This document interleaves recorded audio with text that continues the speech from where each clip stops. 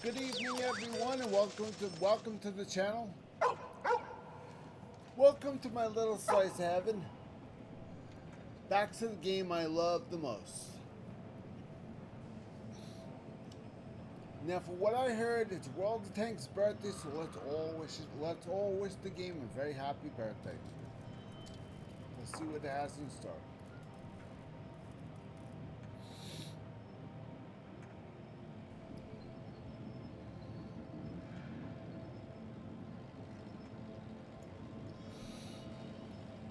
April 10th through April 13th is times 5 XP for the first victory each day, along with special combat XP to free XP conversion rates, vehicle offers, and discounts. April 17th through the 20th, earn 2 times experience for every victory, up to 15 times per day. Take advantage of vehicle offers and discounts on crew operations, which means start playing those premium tanks a lot more often. Because every premium tank that accumulates XP, you can convert that XP over to free XP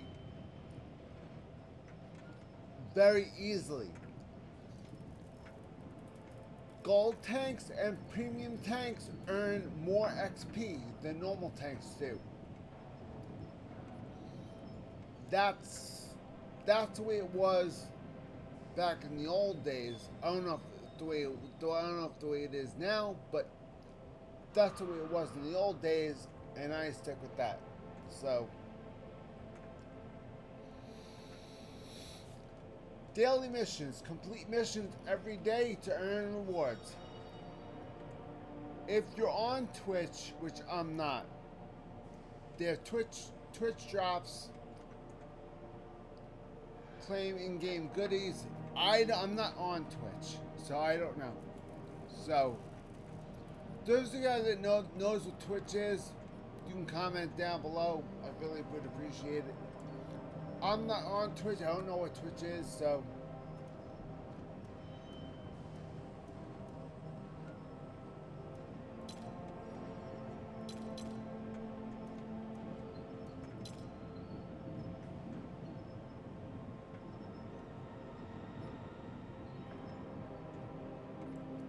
okay. They have 3 premium vehicles available.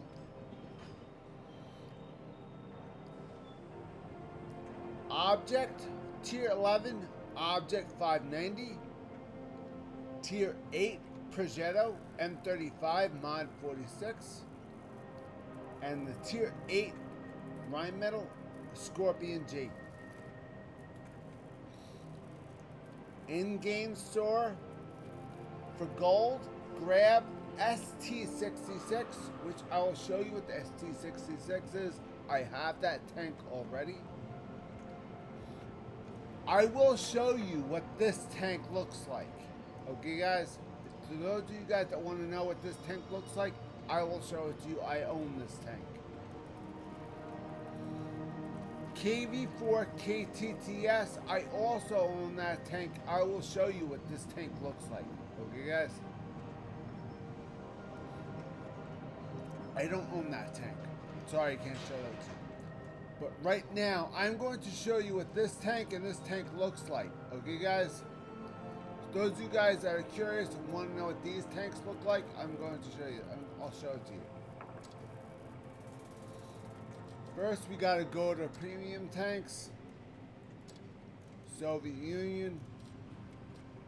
And we have to look for, there you go. KV4 KTTS. It's a Tier 8 tank destroyer.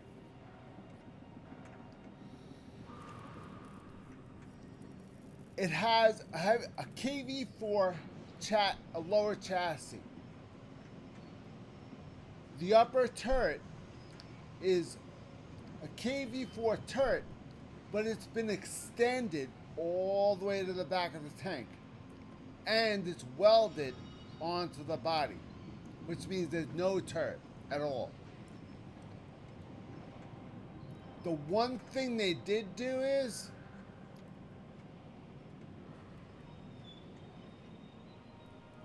the one thing that does suck, because normally with tank destroyers not having turrets, the turret has like a left and right motion. This one, it might have it, but if it has it, it's very small. It's a very small radius. A tank destroyer normally has a radius, at least that. KV4 KTTS has like that, but it can go up and down more than a regular tank destroyer can. Why? Because that is a KV4 turret. It has the same traverse as a KV4 turret, except it doesn't go left and right because it's not a turret. So there's good things and bad things about this tank. The good things is that it's the lower chassis of a KV4. And it's the upper turret of a KV4. The only thing that makes it different is that the turret has been welded onto the lower hull, and it's been extended as well. So instead of the engine being down here like in a real KV4, the engine is right here. The engine is basically in the whole back area, from here to here. So the engine is right here. So then you have the driver here, radio man here, commander here, gunner, loader, and whoever else you have. This is pretty much for the upper turret. And I guess whoever else you have in there. This tank has a lot of crew members. Why? Because it's a big tank. This has 2 loaders. The reason why it has 2 loaders is because it has this gun and this gun. That's why it has 2 loaders. But this gun doesn't work, which means the 2 loaders are working together to load this gun. The upper gun, the small one, does not work. That's the reason why this tank has 2 loaders, is because it has 2 guns. Now the radio operator usually sits in the front, right by the driver. And usually the commander sits close to the radio operator. Driver sits in the front. The gunner sits right there behind the main gun.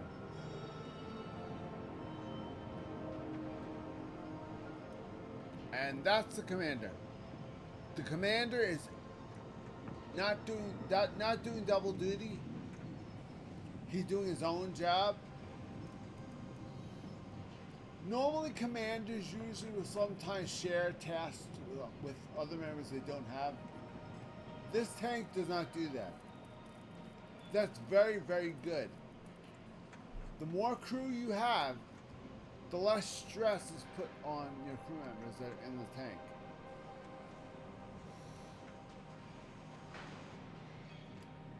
This is actually a very good tank to pick up, to be honest with you. I really do like this tank. What I do suggest is when you do get this tank, As per every premium tank, there's nothing to research. I suggest you go here and research the whole lot, except when you reach this, select that as second slot category. Okay, guys? So if you do get the KV4 KTTS, select that as a second slot category. I'll show you why in a minute. That comes in very handy for the improved rotation mechanism. Now, because there's no turret, you're saying to me, well, how does this help? If there's absolutely no turret, how does that help? I'll tell you what. Improved rotation mechanism improves the rotation of an active turret. In the absence of an active turret, it moves over to the second one, which is hull traverse speed. Hull traverse speed is the speed of the tank turning. For example, if the tank is going to turn left, the treads have to move in two different directions. That helps the tank rotate and turn. So if you have to fire at a 90-degree angle, you have to move the entire tank at 90 degrees. Hull traverse speed increases the speed of it rotating. So you want to make sure you have a high hull traverse speed with this tank, and you need to make sure the camouflage is as low as possible. Make sure your concealment is high as possible. Make sure you have a camouflage net, and make sure you put the eyeball in your second slot and put your camouflage net in the second slot. Now, third slot, most important one. Ready? Exhaust system, class 1. Put that in your third slot. That gives you a +5 to your concealment. Again, you want extremely high concealment. Why? Because this tank is the size of a heavy tank. How are you going to conceal a heavy tank? You're not. The concealment rating on this tank has to be as high as you could possibly get it. Now, to get it further higher,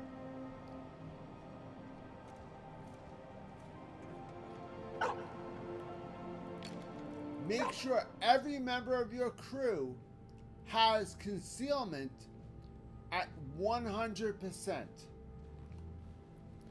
Okay, guys? We have 100% concealment rating. By doing so, you'll further increase the concealment rating by 91%. If the concealment rating is at 100% for all crew members, your concealment rating is at 91%. Now, 91 plus 6 for the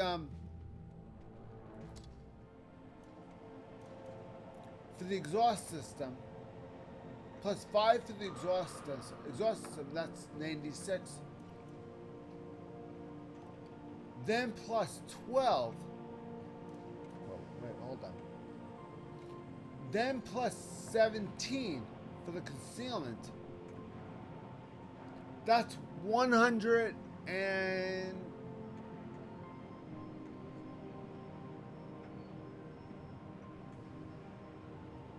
That's 109% concealment rating. So, I think we could hide, I think we could successfully hide a heavy tank with a 105 concealment rating percentage. What do you think? So all in all, this tank is not useless because it's gigantic. You just need to know how to equip this tank properly. Properly. To equip this tank properly, all you have to do is make sure it has concealment rating. That's number one. Make sure it has the proper concealment rating. Number two, make sure it has hull traverse speed. Make sure that's okay. Number three, ammunition. With a tank destroyer, any tank destroyer, it doesn't matter whether it's heavy, it doesn't matter what size it is, you need to make sure you have the proper ammunition. Now, everybody and their mother always uses gold rounds. Gold rounds are a waste of money. Why should I pay 4,000 credits for one shot? Granted, I do have 10 shots here, but it doesn't mean I'm going to use them. Now, these are a lot cheaper. These do 2 times the amount of damage, but the penetration absolutely blows donkey shit. I mean, beyond blows. It's horrible. But if you have a weak spot, a really big weak spot, and you notice that, switch. Who the hell's inviting me?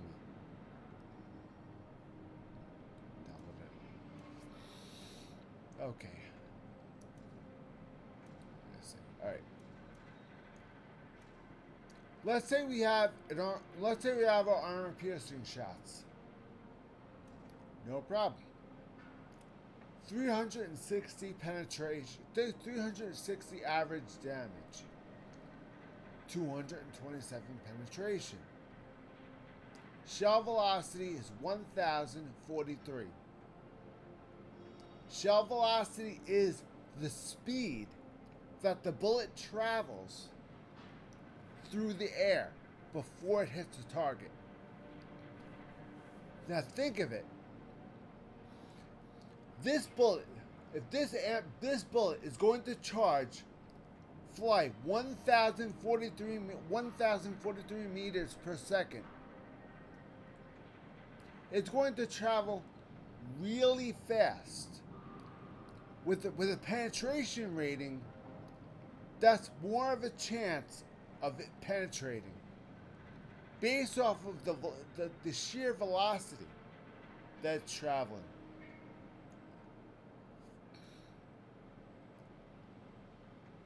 But here's the catch. The velocity is the same exact thing as a high explosive round. So the velocity is not what makes this round better than this round. Now, average penetration, one would say, well, it's the velocity of the bullet that makes it a high penetration round. Of course, the damage, but the damage potential is not what makes it high velocity. We proved that already by looking at this. This has a high damage potential. Penetration sucks. This one has a high damage potential, and the penetration is good. The velocity is the same as this bullet. What makes the damage potential makes the velocity so high is the way the ammunition is shaped and where the explosive is. Now the tip always has a blasting cap in it. and there's always black powder behind it. How much black powder depends on the size of the boom. Obviously, a high explosive round has a blasting cap on the outside. You can see it right there. See that? It has a blasting cap on the outside of the round, so that this way the bullet doesn't have to penetrate. It only has to explode, and that's it. So this one, the explosion itself is what's going to do damage. The shell does absolutely nothing. That is the reason why there's a high damage, no penetration. So the only time you're going to fire that round is when you're aiming at a target that has little to no armor. Do not waste a gold round on a spot that has low armor. A spot that has little to no armor, do not waste these. Do not do what everybody else in this game does. Everybody else in this game does not use these shells. They only use these. And because they use these, they waste this. And that's the reason why people don't have this in this game. People want this. They don't have this. And the reason why they don't have this is they don't know how to use the ammunition and their tanks properly, because they haven't been in this game long enough, and they haven't played the game long enough to even realize that, gee, I might be doing this wrong. Let me make sure I'm doing it right.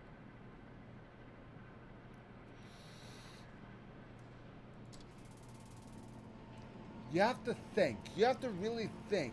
You have to use your head. When you're playing this game, you don't just charge out and say, "Oh, this tank sucks." That's not the way it works. You have to look at the tank first and see what are its weak spots, what are its strong spots. Now, before World of Tanks 2.0 came out, you had to do it just by looking at the tank. Before World of Tanks 2.0 came out, we had to roam around the tank and decide, gee, where might the weakest spots be on this tank? Right off the bat, this spot is weak. Why? Because it's in a pocket. See that? The bullet, if it travels at a certain angle, it'll automatically hit this pocket and go right through. This is a pocket. Now, there's a very good reason why German tanks have a steel plate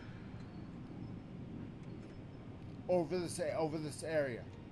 And the reason why is because the shell doesn't stray off and stray off and hit this at all. If you have the treads covered, it's harder to replace the road wheels. It's harder to replace the road wheels, and it's harder to repair the tracks. But it also protects this, which is very weak armor. This is notoriously weak armor right here. Now, normally in a tank, in heavy tanks in particular, heavy tanks usually have a pointed front. Right under the pointed front, the weak spot is right there. Now, this spot is rounded. Because the spot's rounded, this may be a KV-4's hull. But it's not entirely a KV-4's hull. It was obviously redone to retrofit the KV4 KTTS. It is indeed a KV4's hull, but some things on this hull were redone to fit this longer turret. Obviously, they had to extend the turret and make it longer. That's a given. Now, on a KV4, the engine is in the rear of the tank. KV4, the turret is about here, and all this is crew. Now, you have to understand, this looks like open space. It's not.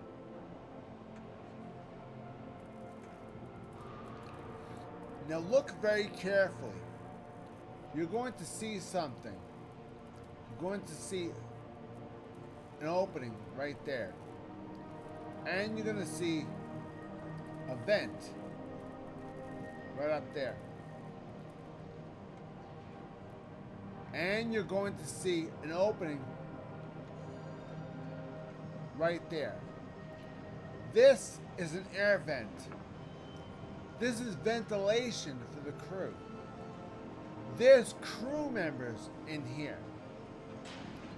There's an engine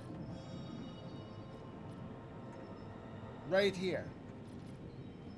Okay, guys? Engines right here. Fuel tank is probably right next to the engine.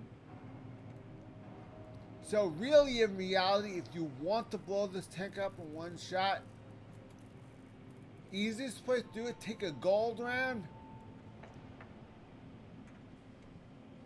right there or right there. He's done for. Why? Engine and fuel tank right there. Now you have in the upper hull, you have the gunner and the two loaders right here, upper part. Now you have the driver, the radio man, and the commander all located in this area of the tank. Here are the two hatches with the crew, where all the crew escapes. Okay? When the crew in the front has to escape the tank, these two hatches pop open. Now when the crew when the gunnery and the gunnery crew and the loading crew have to escape, they open up this hatch right here. There's also two hatches right here.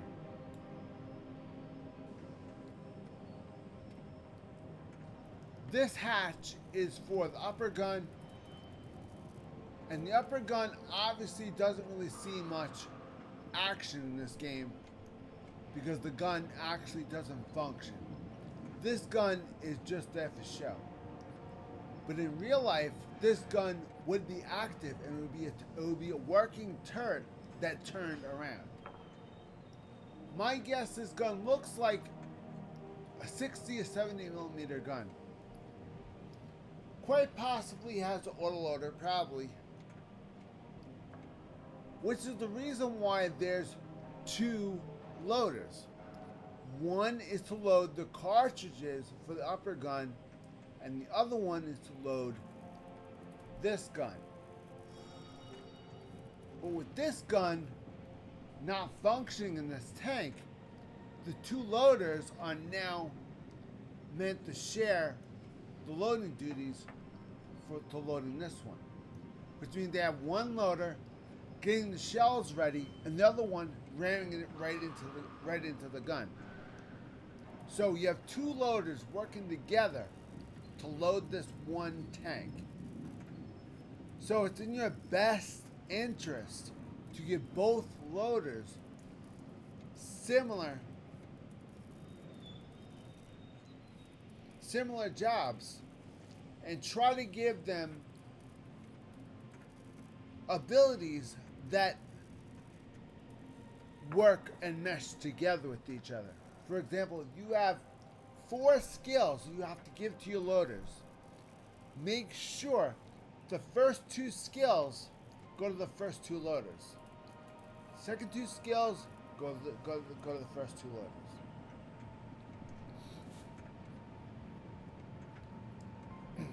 Instead of having one loader learn all the skills, have each loader learn its own set of skills. If one loader goes down, you have to use the first aid kit to get him back online. You have to.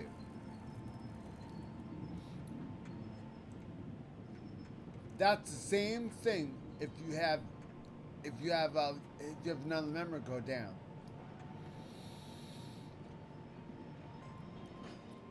But if you have your commander learning the following skill, you really don't have much to worry about. If you have your commander ever learn the skill Mentor. Now what Mentor does,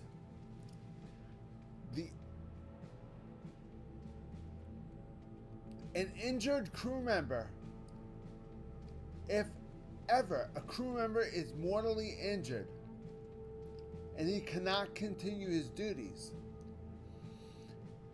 if your commander has Mentor fully learned, the commander instantly jumps in that position and operates that position as if he's 100% trained. And he even gets the crew member that's injured, he even gets their skills. So, if you really think about it, this one single skill can save your life in this game. It really can. I highly recommend you learn this skill I highly recommend you learn this skill no matter what tank you're playing, because this will come in very handy especially if you don't have a lot of crew members.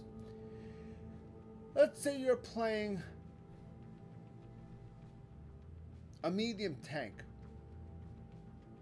and you only have 3 crew members. Mentor is the most useful skill in the game, because the commander can always jump in and take over that slot without any training at all. He has the command. If you have Mentor, that means the commander has training for every position in that tank. So if it has to take the place of any member, it can instantly. So Mentor is a very good skill to have on your commanders at all times. Now, emergency is a brand new skill. I'm not too familiar with it.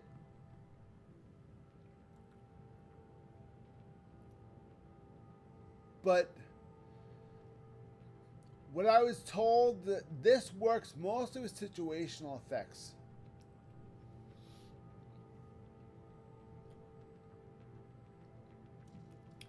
Now, Recon. Recon is a very good skill to learn, especially if your commander. Sometimes your commander and your radio man are the same person. There are times where the commander and the radio man are separate. Just like this tank. This tank has a radio man. The commander is not the radio man. But the commander does get to learn recon. Now, think of it. Where would recon come in handy? How is he able to see? Well, do you know that little tiny thin slot in the front of the tank? That's where he's able to see. The commander and the driver are the only two people in this tank that can see out of the tank. The gunner, depending on what tank you have and the size of it, the gunner might have a scope or a slot. Maybe. Most of the time, the gunner is firing blind and is depending on coordinates from the commander to fire. So, look very carefully and see if your gunner has a slot to look at him. If your gunner doesn't have a slot, then make sure you give your gunner the best skills you can give them to get the best accuracy. Because if they can't see, you need to give them a chance to gain the best skills possible. It's hard. You're spending more time in your garage looking at the tank, trying to decide what skills you need. Now, these three skills are base skills. Every tank should have these three skills. After Crew 2.0 came out, the rules changed. Before Crew 2.0, you only needed one in the entire tank crew. Crew 2.0, you had to have every crew member up to 100% in order for you to get 100% a 100% number. Now, after Crew 2.0, you get a certain percentage based off of the percentage you have learned.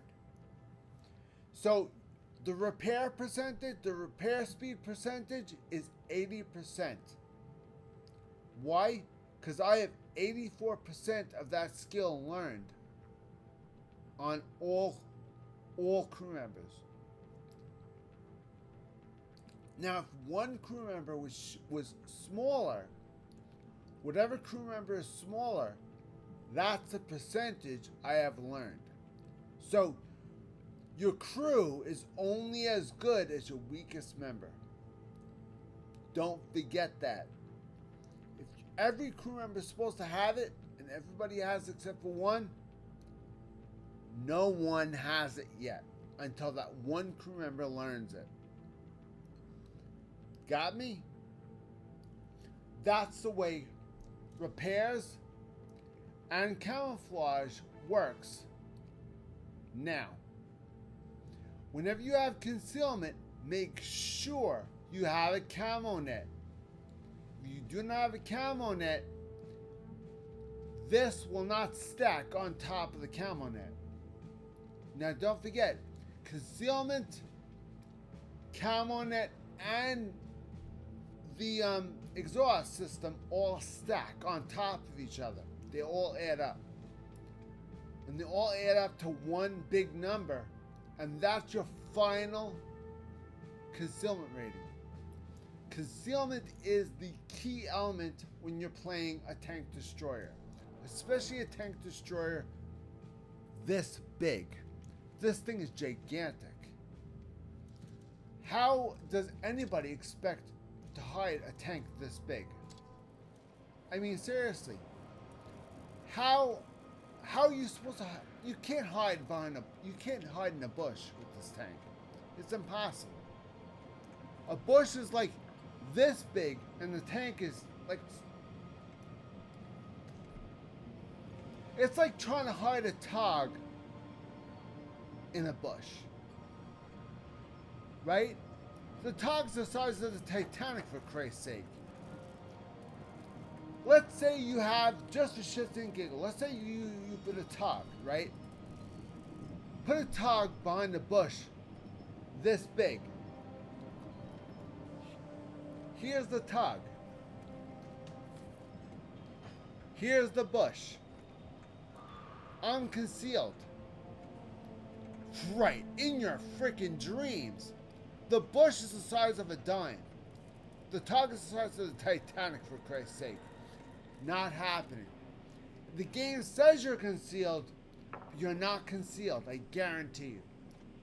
You're going to be spotted 3 times easier whether you're concealed or not, depending on your size.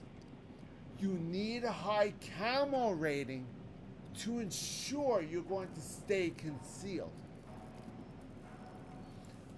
By having all this on my camo rating, having that extremely high camouflage rating, having this camo net on this area, and then on top of it having a low noise exhaust system on stacking effects on top of each other, therefore giving this tank a better chance of staying hidden. This tank is the size of the Titanic. How do you hide it? Make sure the tank crew knows how to hide it. If the tank crew knows how to properly hide a tank, then they could very easily hide this tank. It's all down to the crew. If the crew knows how to keep this tank quiet and out of sight, the crew will do the job. You have to make sure your crew and your tank know exactly what they're doing. They're working together. So this tank can successfully hide in the back, and you won't have to worry about it. Let's take it out in one battle. Let's take this tank out for one battle. I'm going to show you guys what I mean.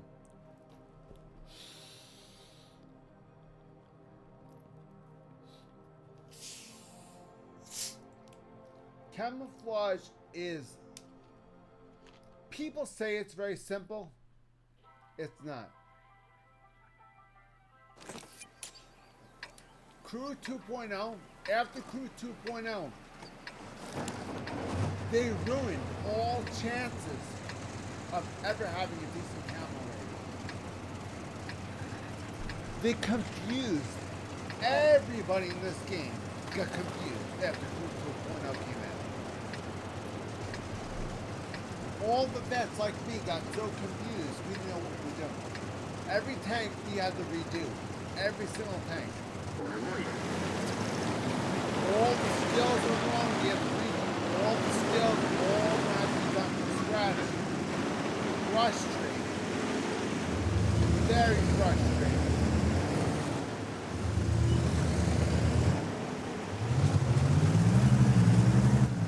Now don't forget, I'm a tank destroyer. Do tank destroyers ever run this slow? Heavies run this slow, not tank destroyers. This thing does not hit as hard as a tank destroyer does. This has a KV-4 gun on it. This has the same gun a KV-4 has. So it's really not that, I think it's really not that powerful, to be honest. One thing you can do is, you can wade in shallow water. It's not smart, you can. Because, I mean, there's nothing waterproof about these tanks, but it's better. If you look very carefully, there's really nothing dripping out of the tank. So it's not waterproof per se, but it's pretty watertight. Now, if I wanted to stay hidden, Pete, normally you'd go for that really big bush over there, But by doing that, you might give your location away. That T-32 could be looking this way. So go up the hill, sit right here behind this bush.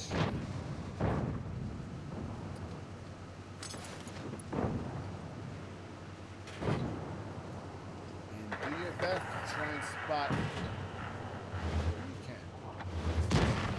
Alright, now what we're going to do is we're going to get our check this out, shall we?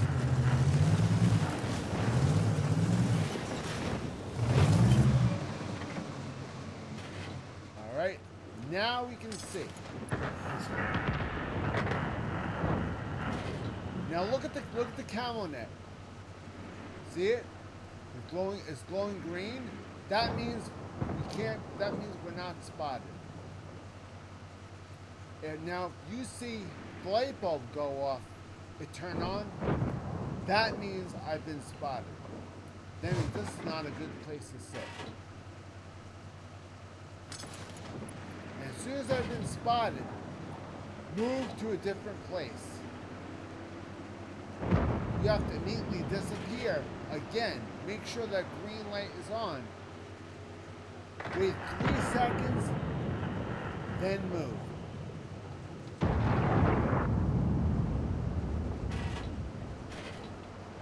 Nope, I didn't have a shot.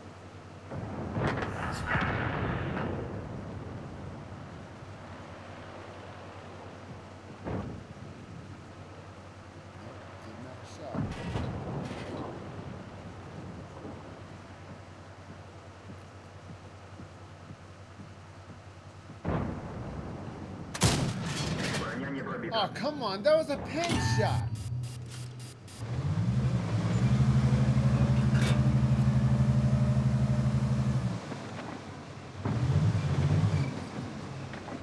That was a penetration shot, damn it.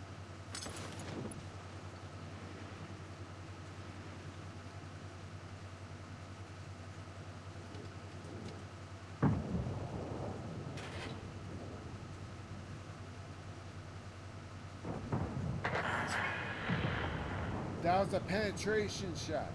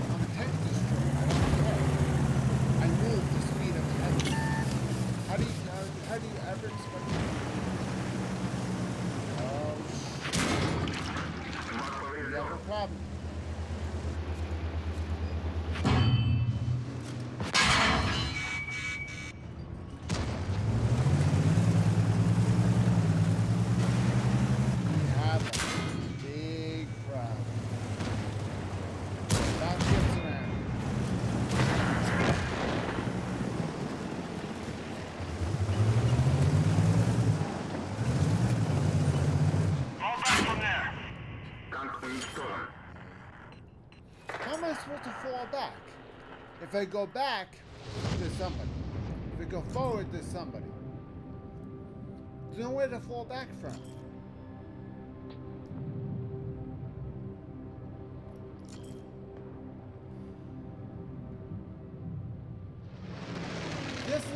We're at the point in the game where they're at our base and they're surrounding us. So there's really nothing more we can do. All we can do is hold on and do our best. That's it. No sense sweating about it. We do our best. That's all we need to do.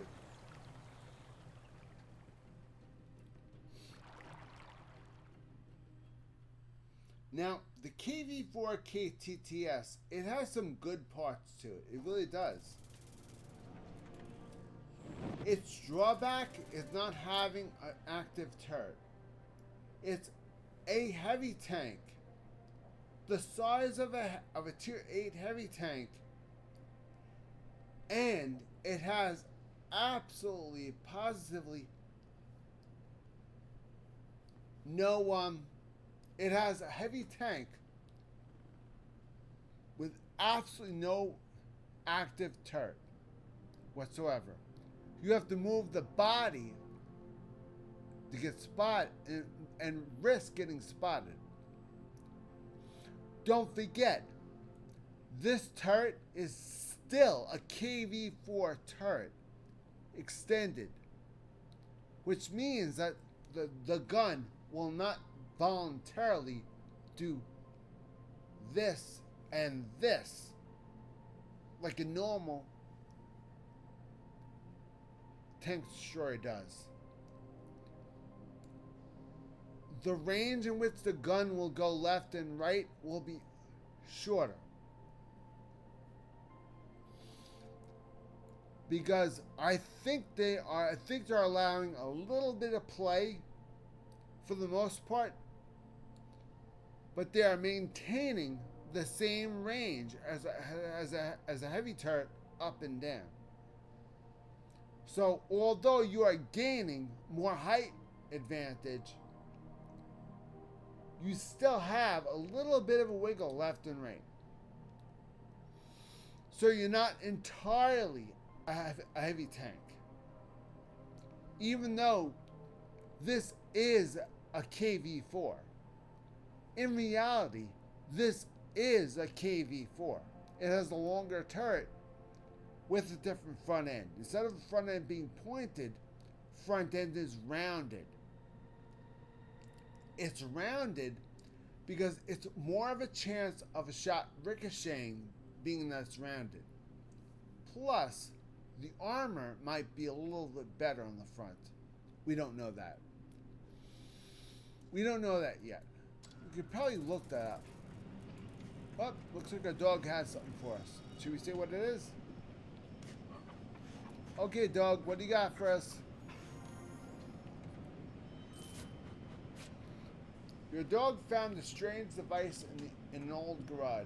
After it was turned on, the device began processing the toys inside it, creating completely new items. During all the transformations, you managed to get a couple useful items out of it. Lost but not gone. 25,000 credits.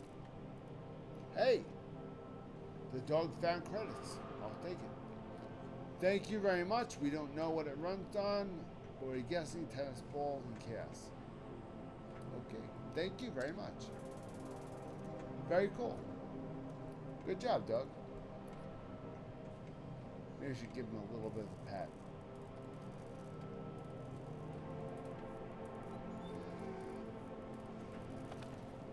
There you go. Okay. Good job. Okay. That's the KV4 KTTS. Now, ST66 is next. If I can find it. It's here somewhere.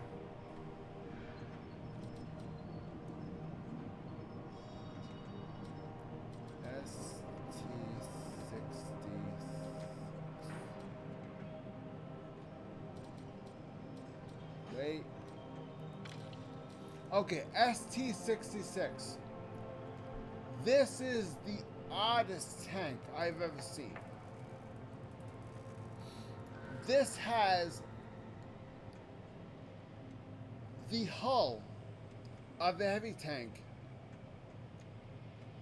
the turret and gun of a heavy tank, but it has two light tank treads, one in front of the other. Allow me to explain. I have no idea what tank chassis this is. Maybe it's like a Frankenstein of like 4 different tanks. These are 2 medium tanks. Okay, guys? 2 medium tanks. Which means that this has to have an engine and 2 transmissions. Which means that the driver has to shift 2 gear shifts.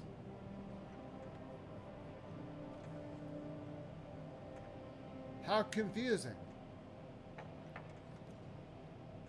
So naturally, you have to have a damn good driver. You really do. Make sure you give your driver for this tank, if you own this tank, make sure you give your driver some damn good skills. Do the basics first, but then do the best you can to give him as many skills as you can to help him get his job done properly. Because he has to operate a tank with 2 transmissions, because he has 2 tank tread, 2 sets of tanks, 2 medium tanks underneath his heavy tank hull. Think about it. You have a heavy tank engine, heavy tank hull, heavy tank turret, and a heavy tank gun with 2 medium tank treads, which means that you're going to have to shift. You cannot have synchron. It is not impossible to have.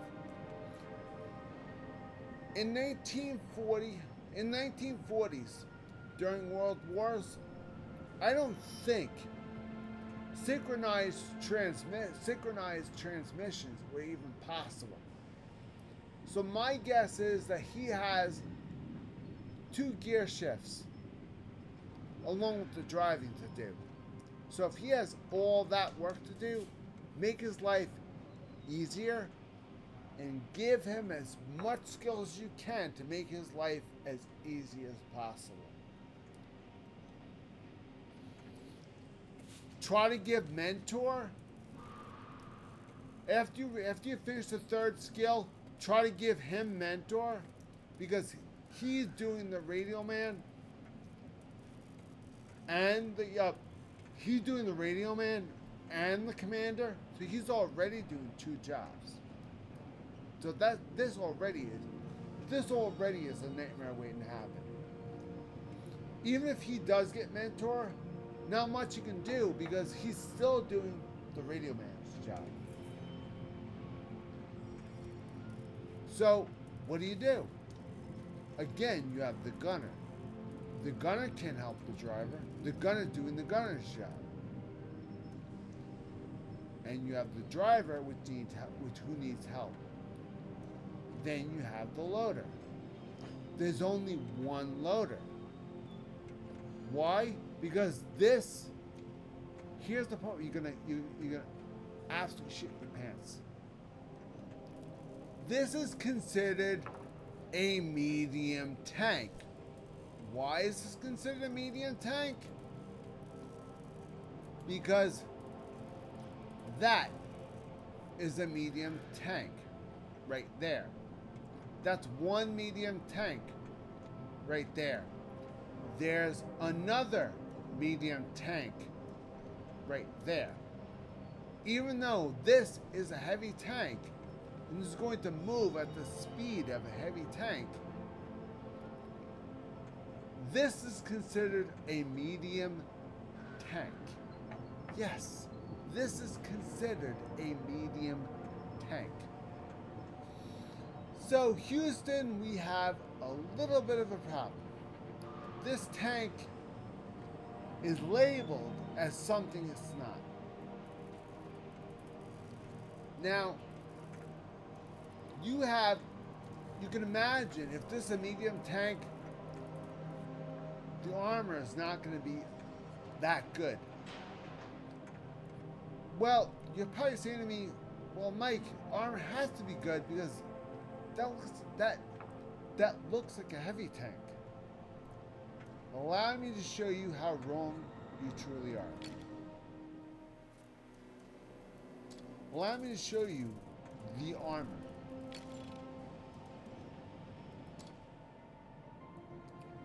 Now, considering this is a medium tank, the rear, completely green. 45 millimeters of armor. Undercarriage, 30. Sneeze, that's paper thin. Underbelly is paper thin. There's no armor. It's just sheet metal. The rear of the tank is 45 millimeters thick.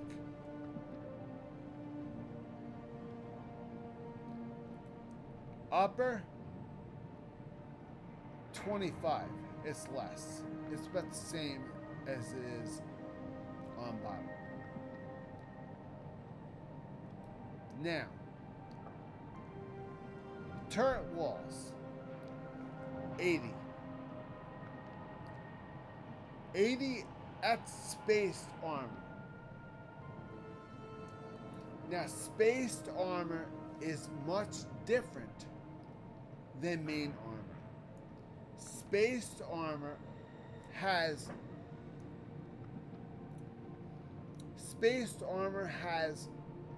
space between it and the main armor. Spaced armor is armor on top of armor. Get me with me so far? This is what I understand. This is what my understanding spaced armor is. Spaced armor is armor on top of the main armor. For example, the main armor is 60 millimeters. Spaced armor is 20 millimeters, which means this makes it 80. See what spaced armor is? The armor that's behind the spaced armor adds with the armor in the front, and it gives you that number. It's 60 millimeters of armor on the hull and 20 millimeters of armor on the chassis. All together, that adds up to 80. Spaced armor is not better, but it's more, spaced armor is more likely that if a high explosive round attacks spaced armor, it will not cause a penetrating hit if it's a big enough HE shell. It will not penetrate and will not cause a hole to go through it. Will not. But that does not mean an armor-piercing shell or high-explosive armor-piercing will not penetrate it. Because you're damn right it will. That it may not. This, it will, but it won't go all the way through. Why? Because it's space. Spaced armor is better than regular armor, even though it's less armor. Because you have armor, then you have more armor. So, an armor penetrating bullet, as soon as it penetrates through the armor, the timer goes off. And after the timer goes off, it explodes. Now, if an armor-piercing shell penetrates through spaced armor, the timer goes off. Then it tries to go through then it attempts to go through the second part of the armor. Let's say it leaves like a little tiny hole. Armor-piercing shell explodes. then it leaves a bigger hole. But guess what? Nobody's dead. The tank hasn't blown up. That spaced armor, even though it's not a lot there, could save your life. If they hit you at just the right angle, it could save your life.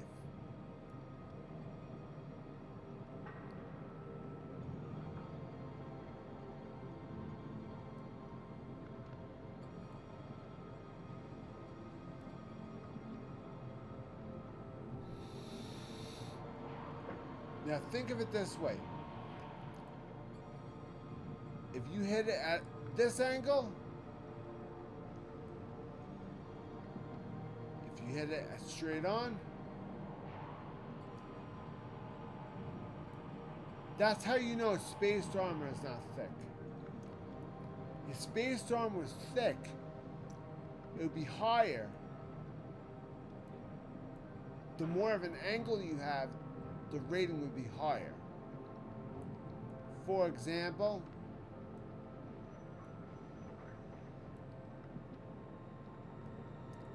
.220, .250,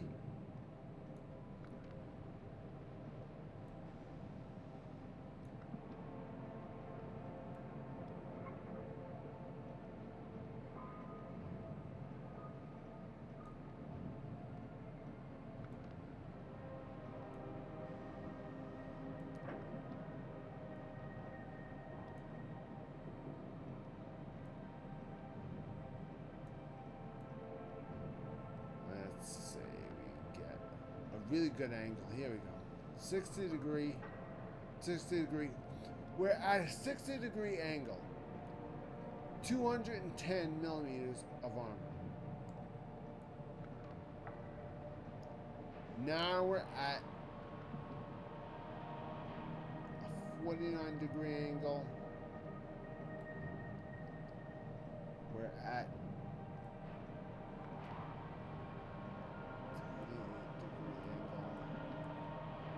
turning the turret's not a good idea because it's hard to get a good gauge at it. 21 degree angle. Trying to hit it straight on. That's as close as we're gonna get to straight on. So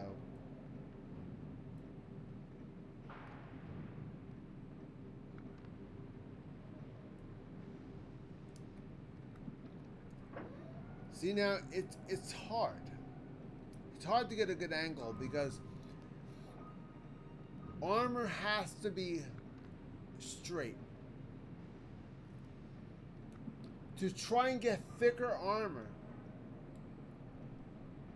when you're angling an armor has to be straight like this. If you angle this, you will automatically get thicker armor.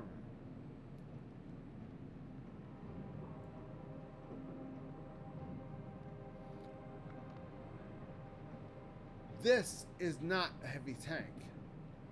So this does not have very thick armor. So you're not going to expect miracles. Don't forget, although this is spaced armor,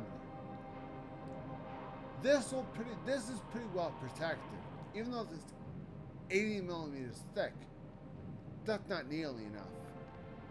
Especially the fact the engine is right here. All they have to do is take one shot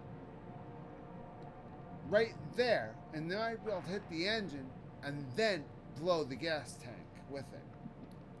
Why? Because the gas tank is right next to the engine. How do I know this? Let me show you a trick. You can't see with all the camo, but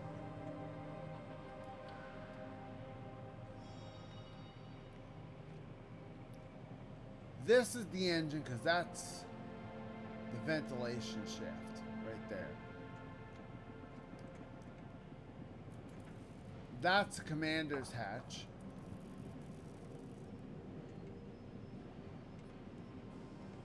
That's the exhaust for the engine right there.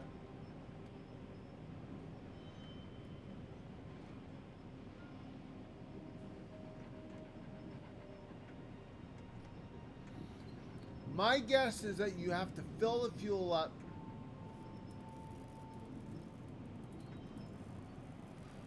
It's probably diesel. So diesel is going to be messy. So the area that you fill up is probably going to be messy.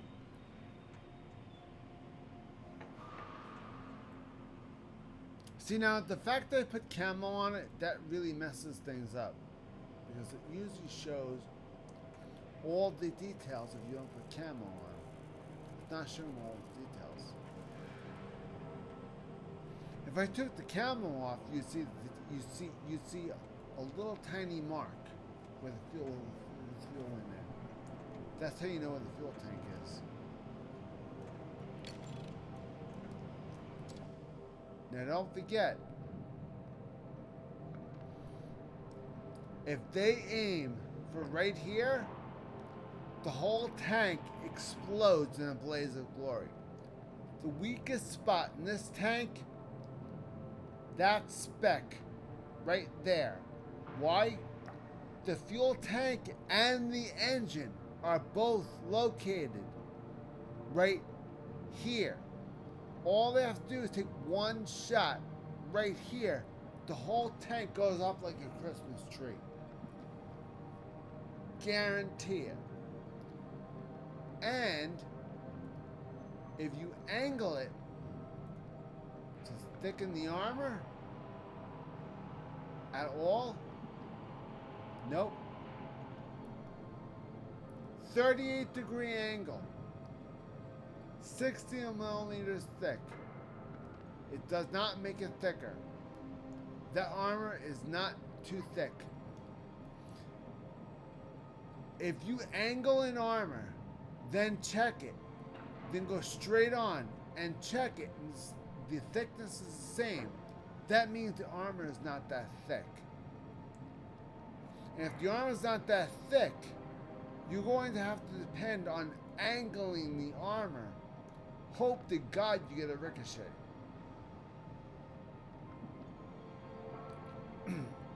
So, study your tank and pick what is the lowest and make sure if you own this tank, make sure you're facing the enemy like this. See this? Because this is a better chance of ricochet. This is a better chance of ricochet right here. The only chance that they have of hitting you is here and there. And maybe there and maybe there. That's it. They'll ricochet off of everything else. The only chance of survival with this tank is that right there. If you look exactly like that and turn the turret to face, you're good to go. Make sure if you own this tank, make sure you look exactly like that. Why? Because your armor is angled. Every ounce of that armor is now angled. And you're still able to fire. If you have to be wide out in the open, play smart. Don't play stupid, play smart. Angle your armor. Make sure nothing is straight. You have no straight lines showing at all. Nothing. Only straight lines I want to see are on the gun. That's it. That's the only straight line I want to see. This tank, you can survive with this tank. Even though the armor is kind of not that good because it's a medium tank. Because it's a medium tank, the armor is not that thick. Because the armor is not that thick, you run a very, extremely high chance of getting penned. this tank is extremely hard to play. And I play this tank all wrong. I'll tell you guys till I'm blue in the face how to play this tank, but that's not how I play this tank. Because in my dumbass brain, I keep thinking this is a heavy tank, so I keep following the heavies.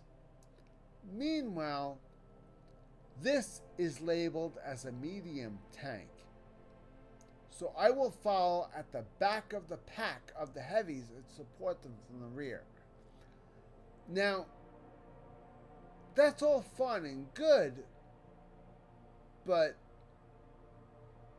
what if you do if all the heavies start getting killed? Then you have a medium tank sitting in the back of the pack, not knowing what to do, and you can't pen them. So this is normally where this tank sits. This tank will usually never go higher than what you see it right now. The best you can hope for is where it sits right now. Usually you will keep the regular rounds at all times. The only time you use gold rounds is if you desperately need it. Then start running. I'm using that best gold round.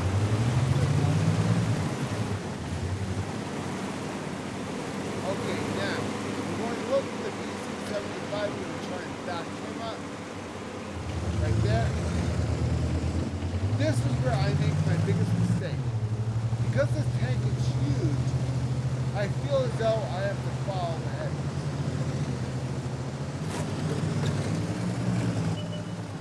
But I have to stay at the back of the pack. Not the front, the back. Because of a medium tank.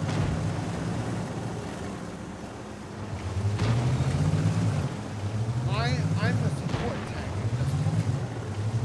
This tank is considered a support tank.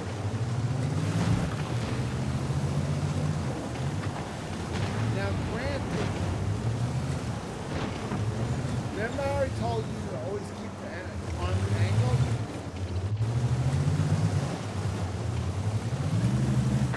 You can do that in this situation. See?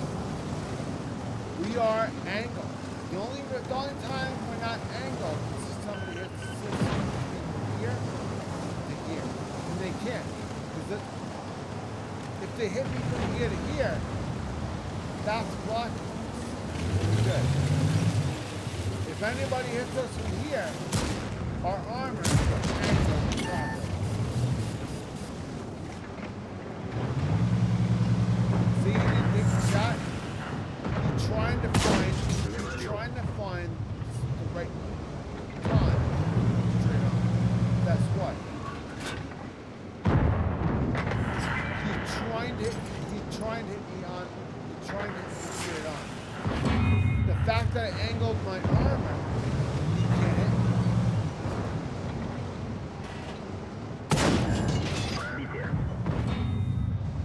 See? It keeps ricocheting. My shots keep ricocheting. He hit me head on.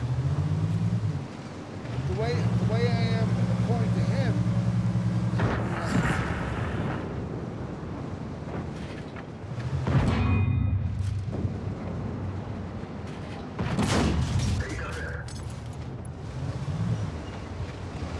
remember guys, angle your armor.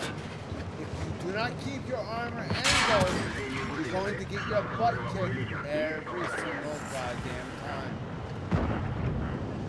I am dead serious.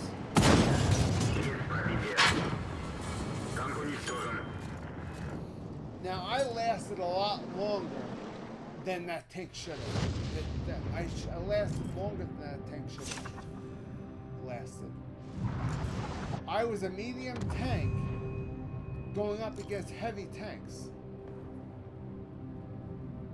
Normally, I would be 2 seconds, I'd be dead. But I actually deflected a good amount of attacks because I angled the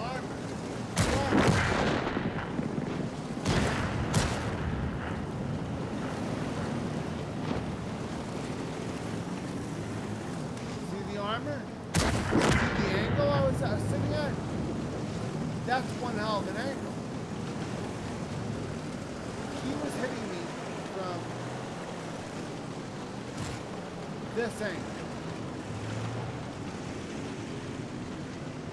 So he was hitting me right there. That shot was deflecting. All the shots they were shooting at me deflecting this spot. There's pretty much absolutely nothing they can do until the other guy snuck up from another angle and he hit me and there was nothing I could do. It was head on. I could not deflect both sides because I only angled it to one side to deflect his shot.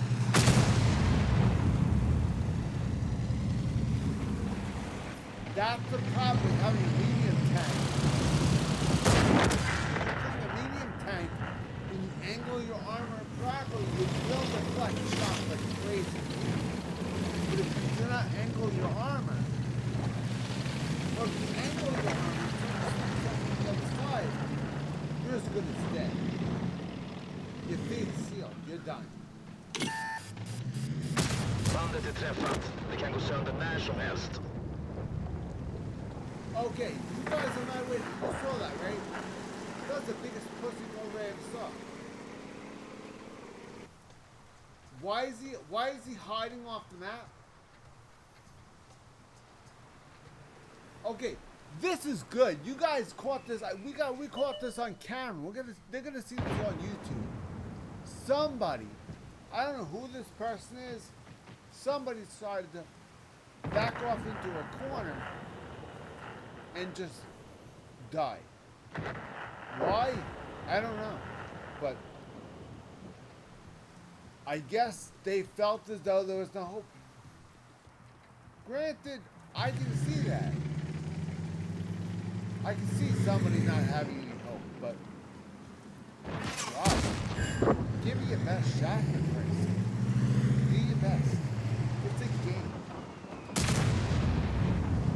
This is a game. Treat it like a game. See now, he didn't angle his armor. All he did was cover the weak spot in the front. What he didn't realize is that he does not have spaced armor like we do. So he just has the armor on the side. And he took a gold round to the side armor. It went right through and he died. That's how he died.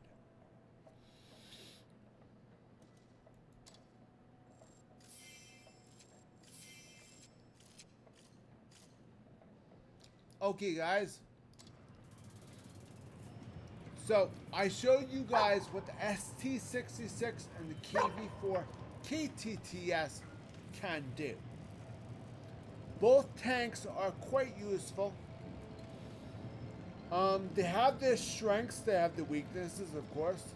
This tank has a lot of weaknesses. Treat this tank like a medium tank.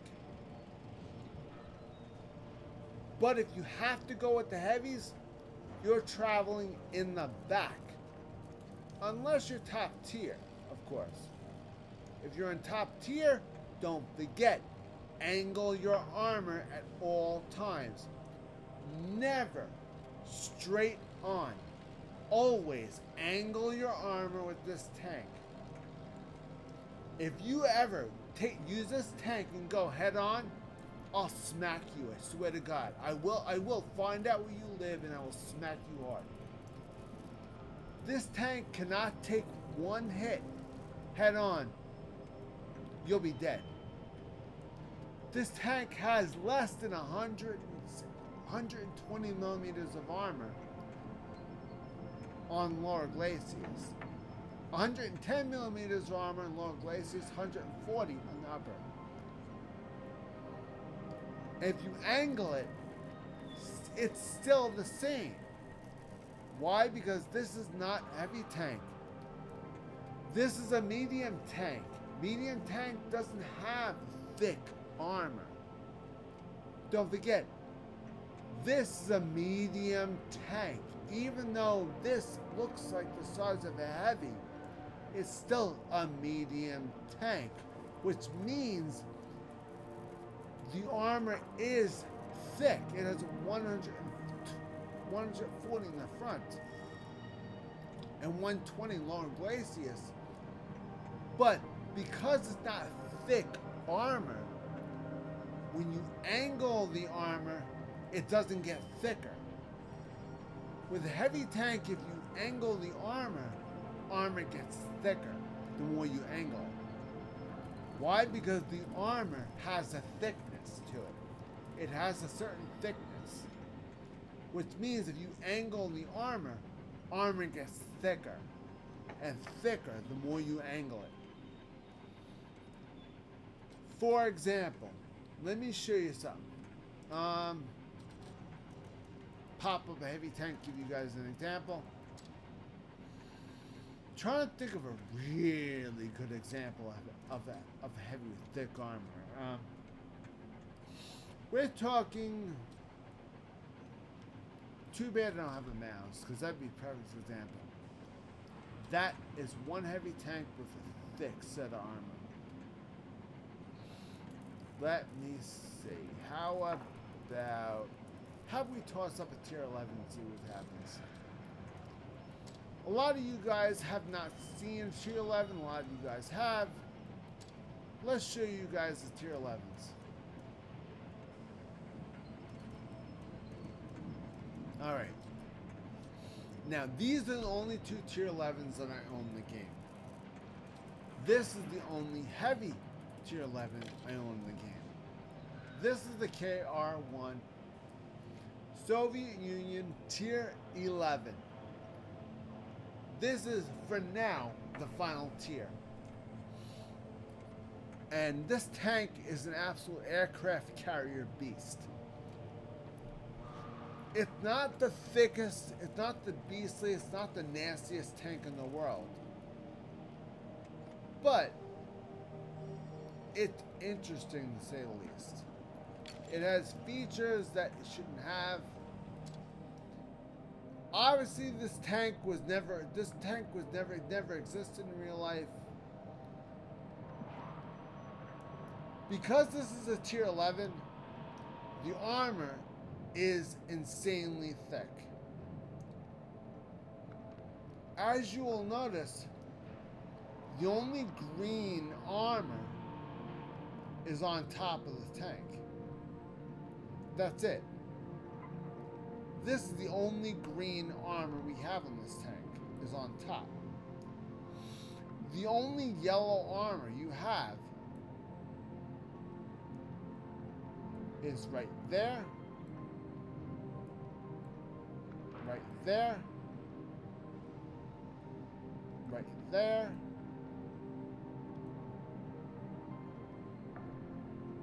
and lower glacis. That's yellow armor. Now the only green armor is on top. That's horrible. Now spaced armor, like I said before, spaced armor is 20 millimeters. Not a lot. Now, if you look very carefully at the spaced armor, it says spaced armor chassis. It doesn't say hull behind it, which means that this is wide open. There's nothing underneath here. This tank is very, very, very high, as you can see. So you could try to shoot and try to hit the hull underneath. There is no hull underneath it. See? The tank rides high in the tracks. So you can't do like you do in lower tiers. You can't shoot through the tracks and aim for the weak spots between the tracks. You can't do that. There is no hull between the tracks. The only hull that exists between the tracks is right there. That's it, and that's yellow. Now, again, this is not thick. Why? Because no matter what angle we travel at, it's still 110. But if we do this, if they shoot a wheel out, 130 millimeters of armor. Why? Because that the armor on the wheel and the armor on the hull add together to be 130 together. Spaced armor is armor that's layered on top of armor. So you really want spaced armor. Because if somebody decides to use a high explosive armor piercing shell, it'll go right through the wheel and explode as soon as it hits the hull. Therefore, it will not penetrate the hull fully through. Spaced armor is perfect to use. When you have spaced armor, you want to use spaced armor against high explosive armor piercing shells. Anybody that has a high explosive armor piercing shell, you want them to hit spaced armor. And the reason being is because high explosive armor piercing only works when it first hits. It pierces through the armor, then the high explosive module goes off and it blows up. That's how the shell works. Now, high explosive armor, as soon as it touches anything, it blows up. So if you point a high explosive round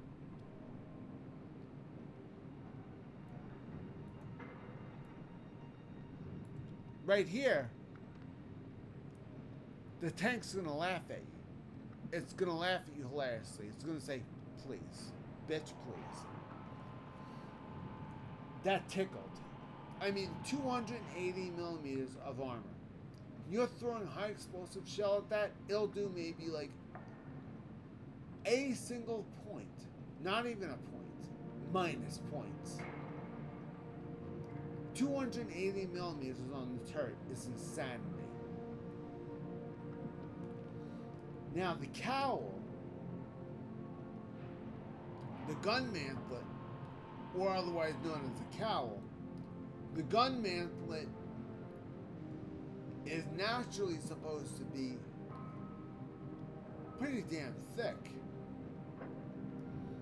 But the gun mantlet has the advantage of having the gun blocking it and the turret. A gun mantlet is a shot goes through the mantlet. It has to go through the mantlet, then through the gun, then through the turret. Now, if your loader is attempting to load a shell, and someone puts high explosive armor piercing right through the mantlet, the turret explodes, turret flies off, and you're dead. Yes, this is a thing that you can do to blow up a tank in one shot. This is an old trick we used to do a very long time ago to blow tanks up in one shot. We used to aim gold rounds at mantlets and pray to the world of tanks gods we go through.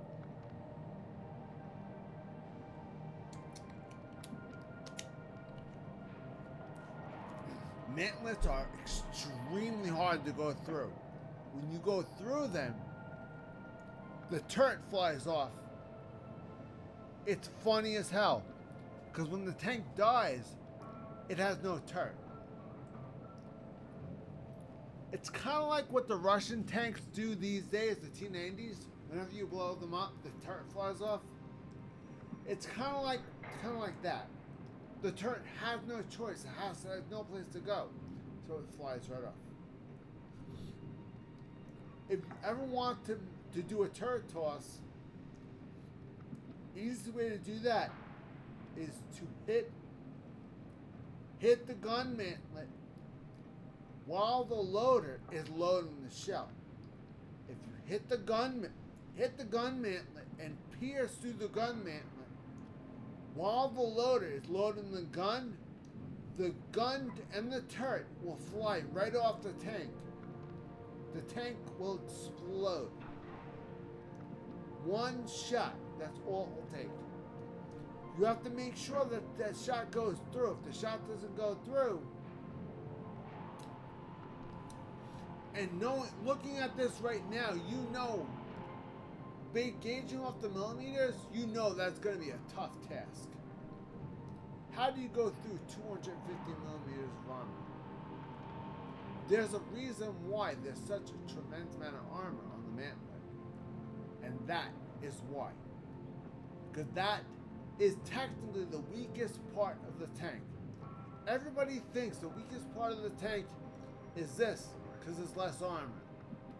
No, it's not the weakest part of the tank. The weakest part of the tank is the mantlet. But the mantlet, you can't get through it because it has too much armor.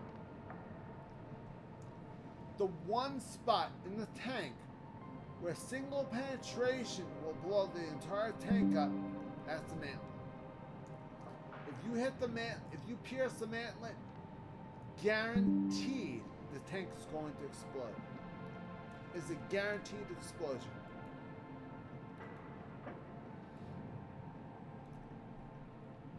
Think of it. Just seriously think about this for a minute. Now let's say you're sneaking up on a KR-1. The first place you're going to aim on a KR-1 is obviously the same place you're going to aim on the front. Undercowl.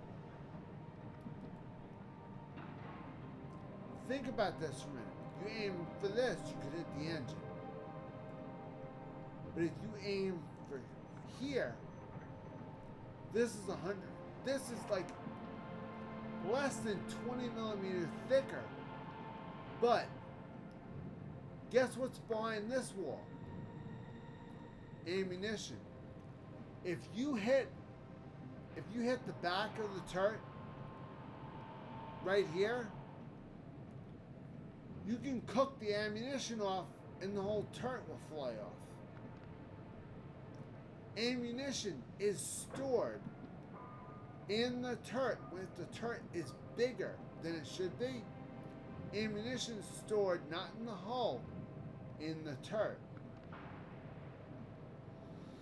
Which means any piercing hit in the turret will guarantee a turret toss. Guarantee a turret toss.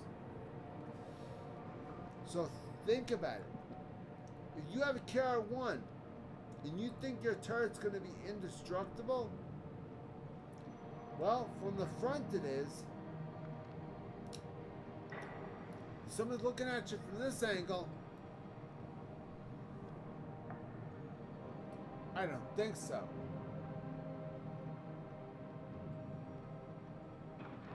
Nope.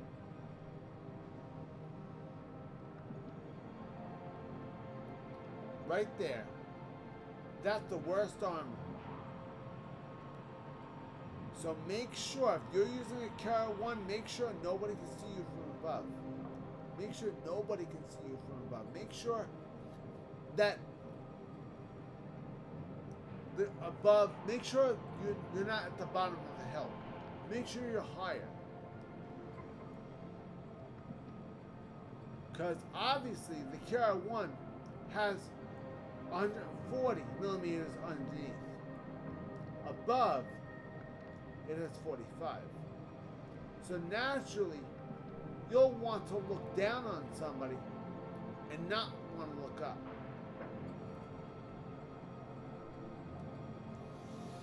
This is the first and only time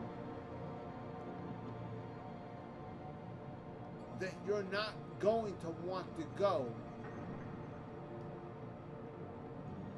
Everybody says hold down is the best way to go. Let's say you did go hold down with this tank. Hold down means this is covered, which means anything under these two parts is covered, which means everything above is fair game. Well, you have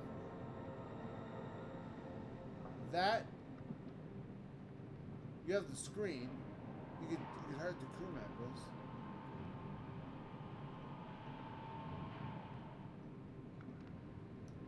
You have this. This. If you can see it, you have that. And if you could spot this,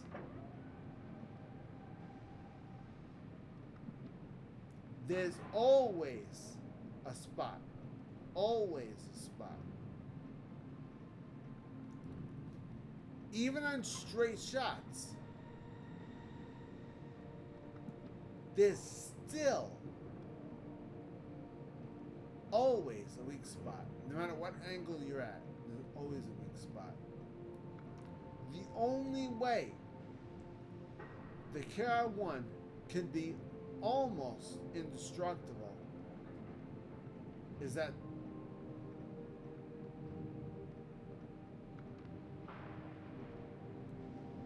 angle. Why?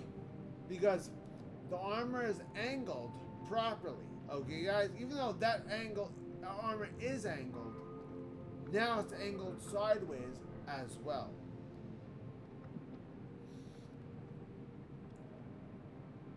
$85% of the shots thrown at that, unless it's a gold round, is going to just bounce right off. The only shots that are going to hit are the shots aimed right there. That's the only shots that are going to go through. Might go through. Might. The might is the main word. Might go through. Maybe. That's just a seriously big maybe. So, all in all, talking about armor is an interesting concept because armor, people look at it and they go, oh wow, it's a tank, it's indestructible. No, it's not. Tanks are not indestructible. Tanks are vehicles. Vehicles allow you to travel from point A to point B to have some sort of an armor protection. You have to know what its weak spots are and what to keep covered and what not to keep covered. You have to also know what your strengths are as a tank and what your weak spots are. Our strengths are right there. That's the strong part. Our weak spots are there, there, and there. Our weakest spot in the tank, there, and here. Now, a straight shot right here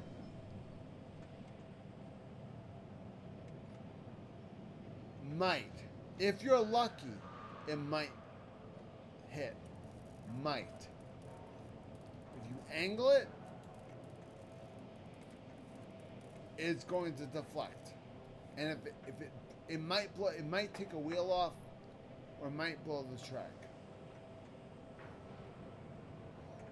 Think of it. Before we end the video, I want to take this one out and I want to show you guys some stuff. Let's take the KR-1 out to show you guys about armor. Now, the KR-1 is, everybody thinks it's a tier 11, it's indestructible. By all means, I am going to prove that this thing is not indestructible. I guarantee you I'm going to get killed in less than, I don't know, awful quick. No tank is indestructible. In real life and in this game. No tank is indestructible. And I'm about to prove it. Someone is going to know the weak spots of this tank and is going to aim right for it and kill this guy just like that.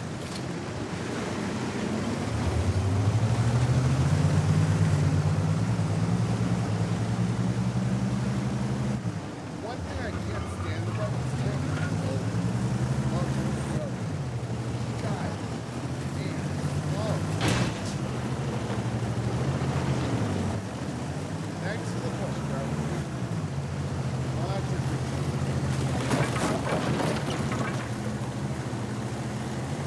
someone's got a turbocharger on. Did you see that? You put a turbocharger on the tank? That's what turbocharger does. This is full speed for a KR-1. That's what it's turbocharger. In the match. Quicker, got the good spot. Now I have to use the ship spot.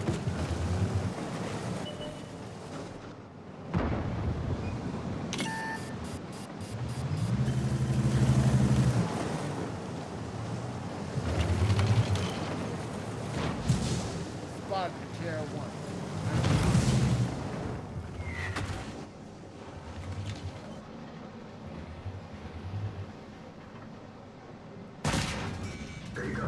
Ricochet.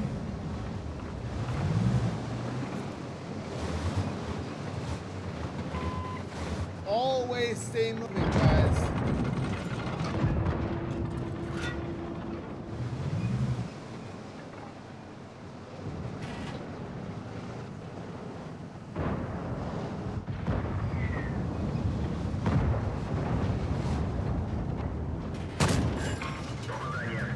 Armor not hit. An E100 is not easy to hit the hull. It's not easy. E100, the best thing to do is aim turret. That's it. It has an exposed turret. Why? I don't know.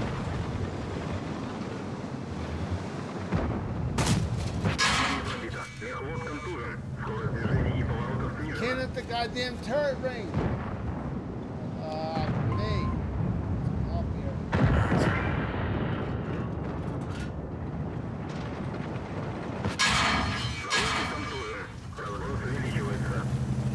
That's exposed. Can't use turret ring. You need some help.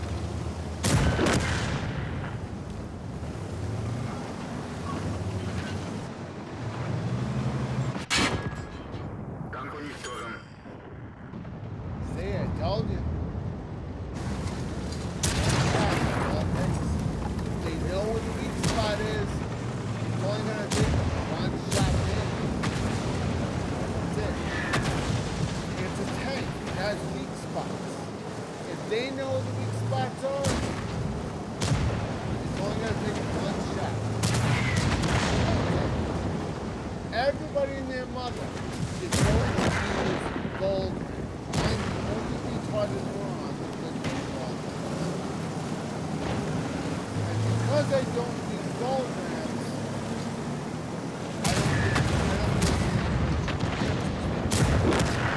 gold rounds is like a guaranteed kill. In his case, what he hit is a guaranteed kill.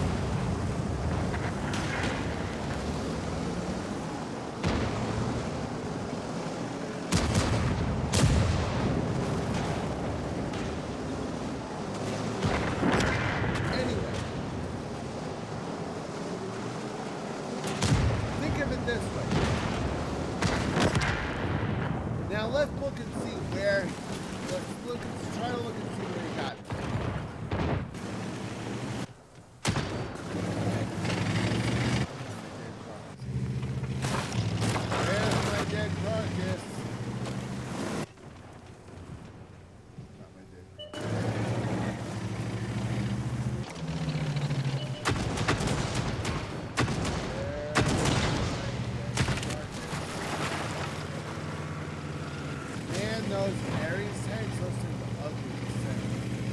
really are. They're very ugly.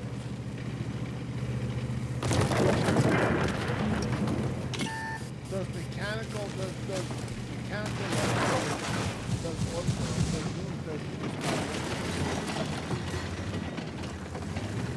they're really good guns. They're not very accurate, but they do fire.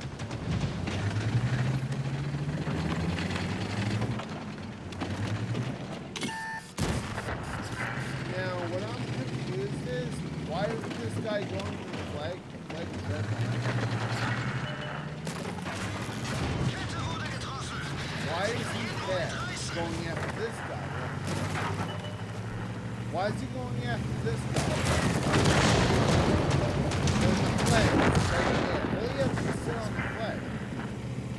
All you have to do is turn tail and sit on that flag and wait for them to come get him. Let the teammates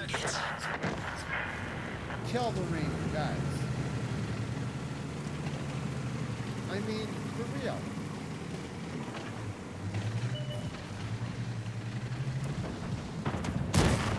Just think. People thought before they did something. Maybe they would have been able to work. Maybe they would have been able to work it out, but I don't know.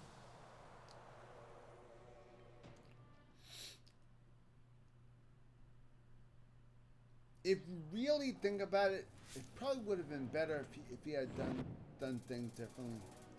It probably would have been better if I did things differently as well. But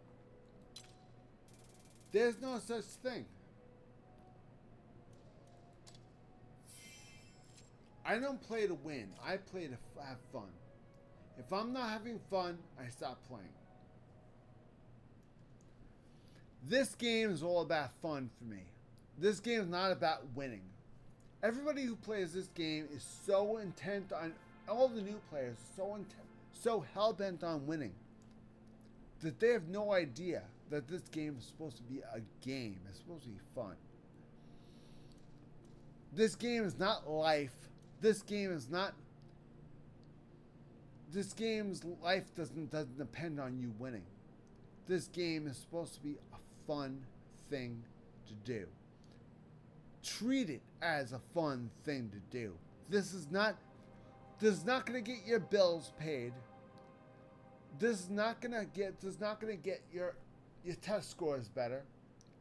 This is not going to get you in good with your boss at work. This is not going to get any of that shit. This is meant to have fun. If you're having fun, play the game. If you're not, walk away. That's all I can suggest, guys. That's it. This is a game. Have fun. If you stop treating it like a game and start yelling and screaming at your teammates for doing something, then you need to step away from said game for a little bit and walk away.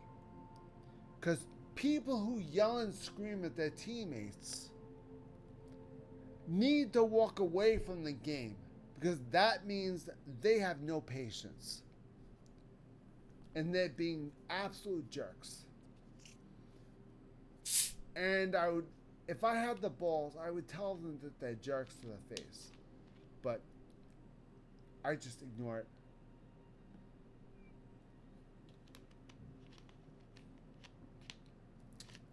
I go, whatever, okay, that's nice, okay, yep, okay, that's nice. Oh yeah, I'm a fucking moron. Yeah, there you go. Good job, there you go. I grease this pole for a little bit, the round ends. He's out of my hair. Done. Once he gets out of my hair, I don't have to hear his ugly yap ever again. Done. Try to avoid at all times. Do your best to avoid at all times.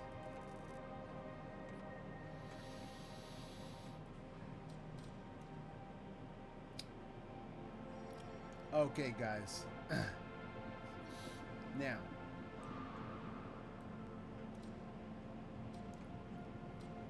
I want to go over one more thing. We went over the KV-4 KTTS, and we went over the ST-66. Those are the two tanks that they're offering currently, right now, as something to get. I showed you both tanks and how they work. Now I'd like to take the opportunity to show you guys a tank that is no longer available, or is only available to certain people. If you completed the entire country like I did, I got all the premiums and all the regular tanks. For those of you guys that completed the entire country like I did, they're going to give you a very special tank. They're going to give you a tank that nobody else is going to have. It looks like a normal T-34. In fact, it is. This is the exact T-34 that they have in real life. This is the real life version of the T-34. In other words, the game mechanics match the mechanics in real life. The speed, the gun shell velocity, everything matches the exact tank to the letter. This is, in other words, a reenactment tank, or would be considered a reenactment tank. And I have done very few rounds with this tank. I was debating on whether to put equipment on it or leave it alone, but I decided to put equipment on it just because I figured, why not? I figured I'd give the crew a little bit more of a boost. Now, I could have done the same with this, but I figured camouflage would be good. Considering you cannot put camouflage or styles on this. This is how you know that this tank is only available to certain people. When you click customization and you see this, you know for a fact that this tank is special. When you can't put 3D styles, 2D styles, or camouflage or paints on a tank, you know that tank is very special. And this tank is extremely special. If you own this tank, you won't be able to put anything on it. What you see is what you get. That's it. Only thing it has on it is that. That's it. This is a T-34. This is a T-34 the way it should be. This is the way it should be. Now let's look at the real T-34 and see what it has. 76mm cannon.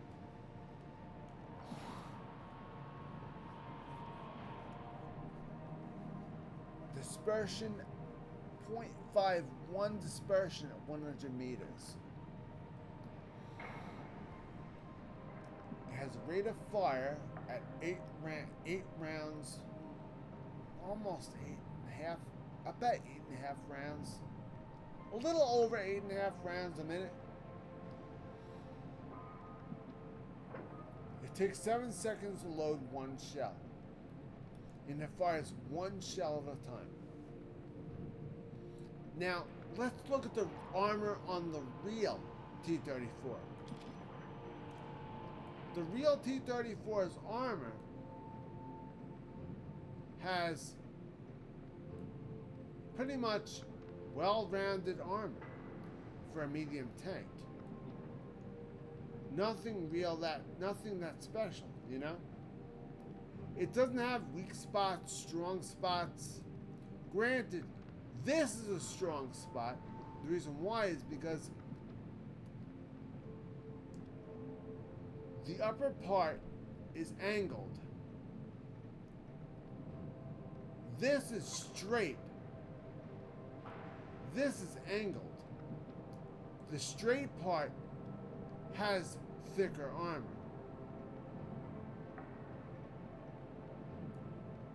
Parts that are straight are always going to have thicker armor. Always. The only catch is this. This has thin armor because it has this. The spaced armor brings that armor up to 65. 65 is thicker armor than the front Glacius. 65 is thicker armor than the front lower Glacius. So, the side armor is thicker than the front.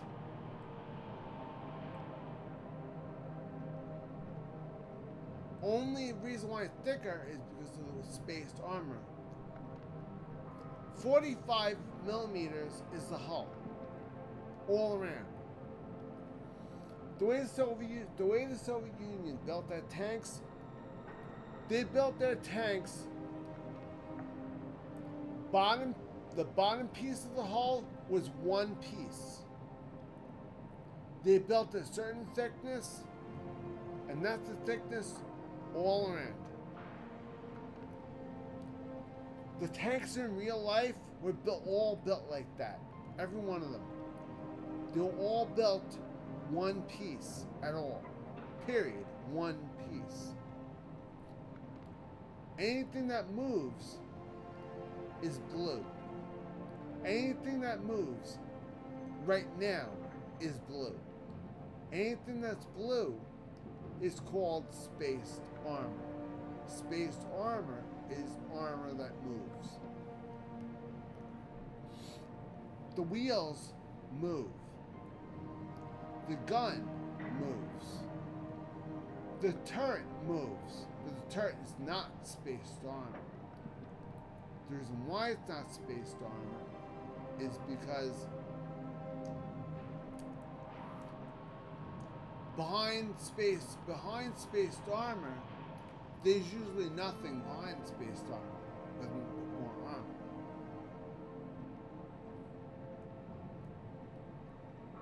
For example, let's look at this. This is spaced, okay? Now, the reason why this is spaced is because the gun mantlet is purple, okay? That's this. That's 45 millimeters. Right there, okay?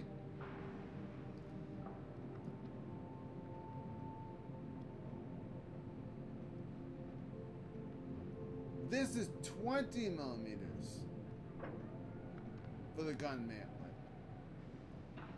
This is thinner armor. Why? Because this has to hold the gun in place.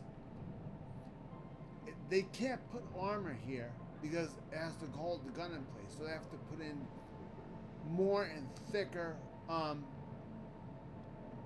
steel. They can't put in armor, they can't put in armor itself. They have to use plain ordinary steel to hold the gun in place. So therefore, there's only 40 millimeters of armor. Now, right here, this is the absolute thickest part of the. This has the most armor on the tank. Why?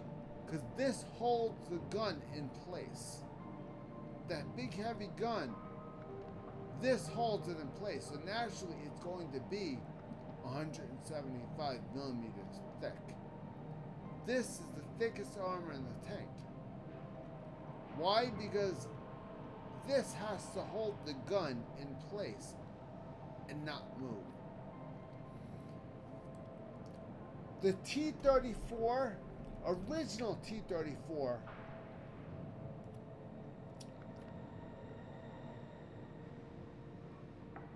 the original T-34, the first T-34 that was ever made, the gun was not able to go up and down and left and right.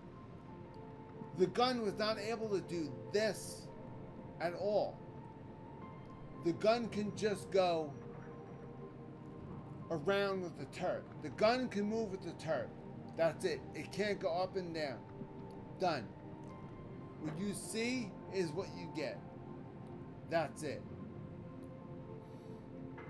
Now, normally, the American tanks would have no armor whatsoever around the mantlet, and they would have cloth around the mantlet, and they would put armor behind the cloth. They would put thin armor behind the cloth, and they would move the gun in place, and the cloth would bend with the gun.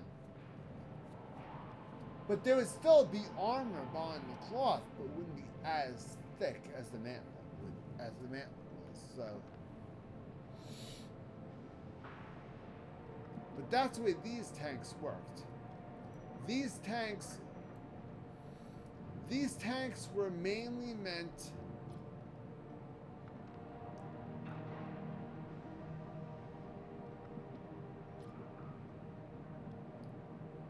as you notice, the gun does go up and down, see? But you notice, see what's going up and down? See the mantlet? The mantlet is going up and down, not the gun. That means this is a stationary gun in a stationary place. The gun is not moving. The mantlet is going up and down. See?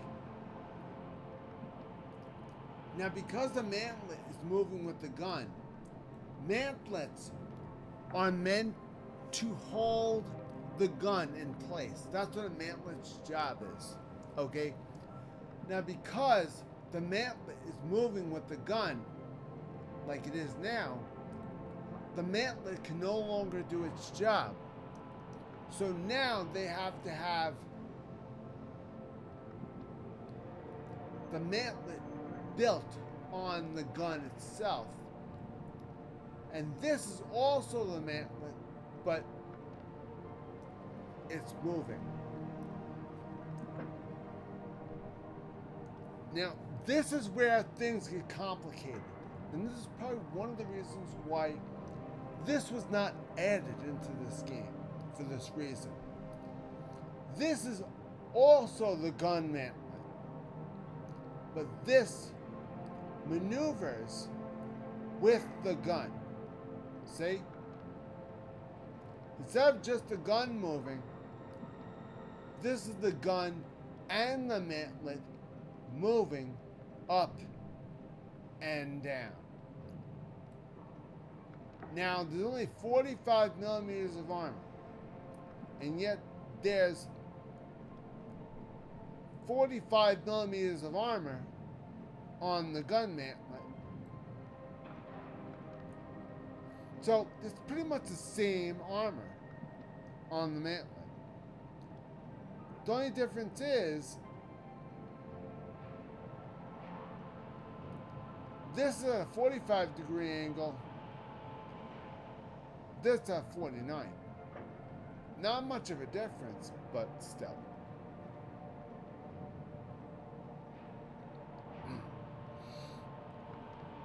Not much of a difference, I have to say. The penetration chance of shooting through this part of the mantlet is 100%.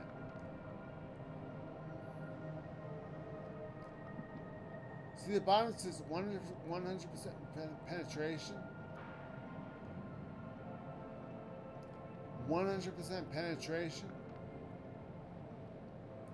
100% penetration. Ricochet.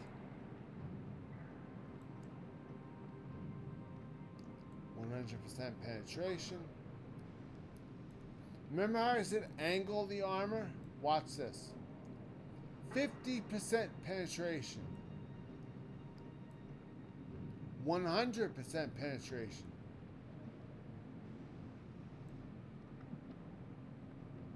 Ricochet.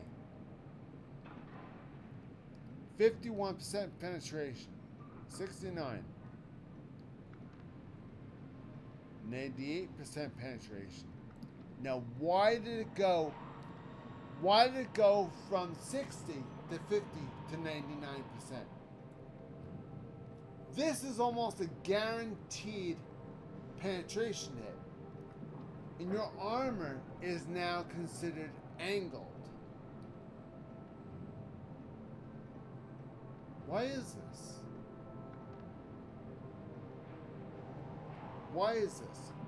What is behind there that makes it so easy to penetrate?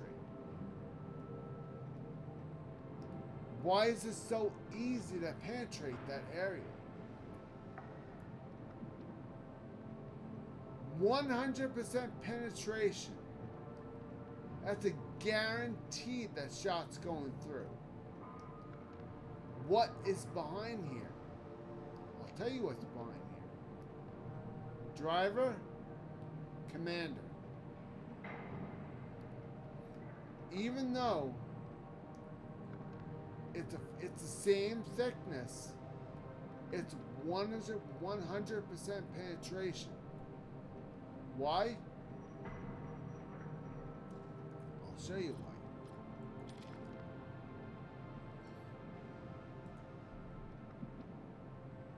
This is why.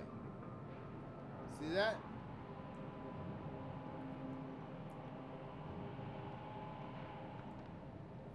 This is the difference between a video game tank and the real thing. The real T-34 use welding and rivets. See that? Those are rivets. Rivets are weak spots. You guys ever heard of the Titanic disaster? Each of those metal plates on the Titanic were riveted on with using steel plates and rivets. Now, when the iceberg hit the side of the Titanic, it tore a gash in the side. Why did it tear a gash in the side? Because they used rivets to put the plates together.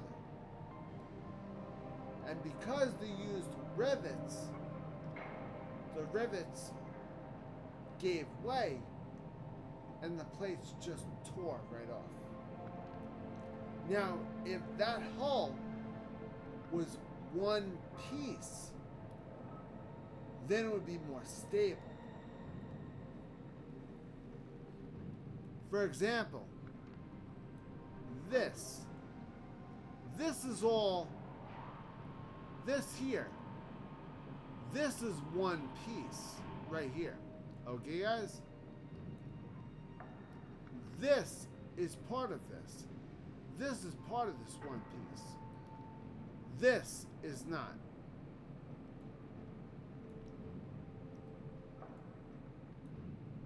This was riveted on. This is a weak spot right here. See the rivets? This is a weak spot right here. And this is a door. That's even weaker. So the weakest spot in the tank is any place we see rivets. Now, why does the World of Tanks not have this? In the beginning, they didn't want you to see that. But if you have the entire country done, they give you what I like to call a reenactment tank, which is this. They give you the real tank, the tank that it looked like, had nothing to do with the game. Game invented no part of this tank. This was done by Blueprint only. This is the T-34 the way it's supposed to be, the way it's supposed to be, the way it was really supposed to be. The original T-34. You could, if you own this tank, you could play it like you could a normal tank. And we're gonna play one game with this tank, only one. I'm only playing one game, and I'm gonna play, well, depending on where I am, I'm gonna play conservative because, again, like I said before, all the rules of World of Tanks go out the window when you're playing a reenactment tank. Because this tank is the real deal. All the rules that you learned in World of Tanks go completely out the window when you're playing a tank like this.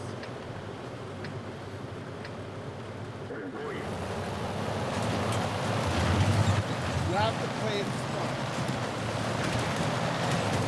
And normally you have to be good.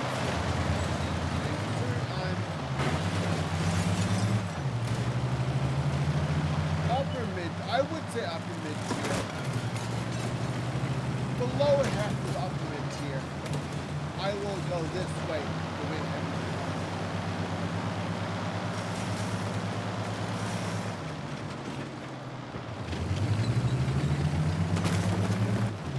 Now when you're playing a tank like this, try to stay out of sight. Try to keep your lower glacius covered, and try to keep your turret moving at all times.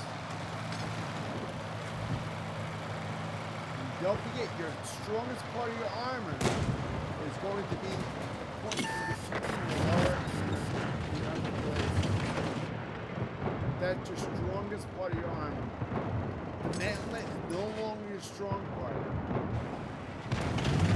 No longer considered strong.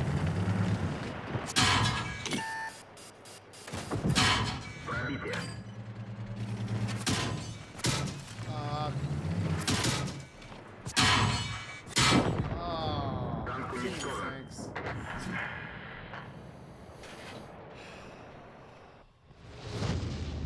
Too many tanks shooting at me. I can't handle it.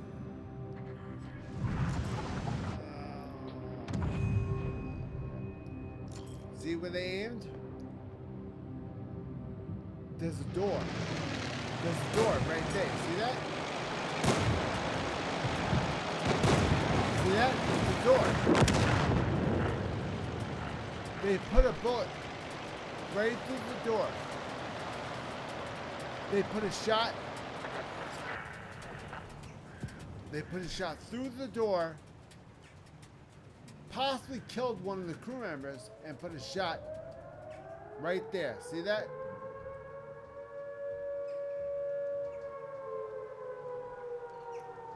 One shot through here. One shot through the door.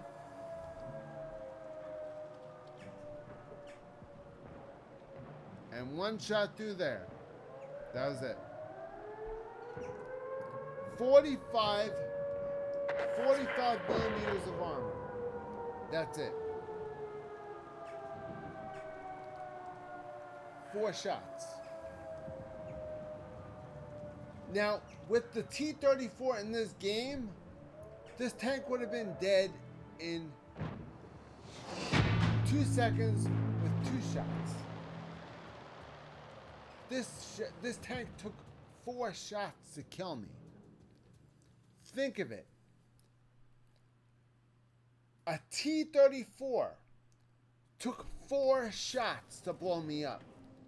4 shots, guys. 4 shots. A T-34. In this game, a T-34, pop goes the weasel, you're gone. That's it. people find a way of making the tank go away in one shot.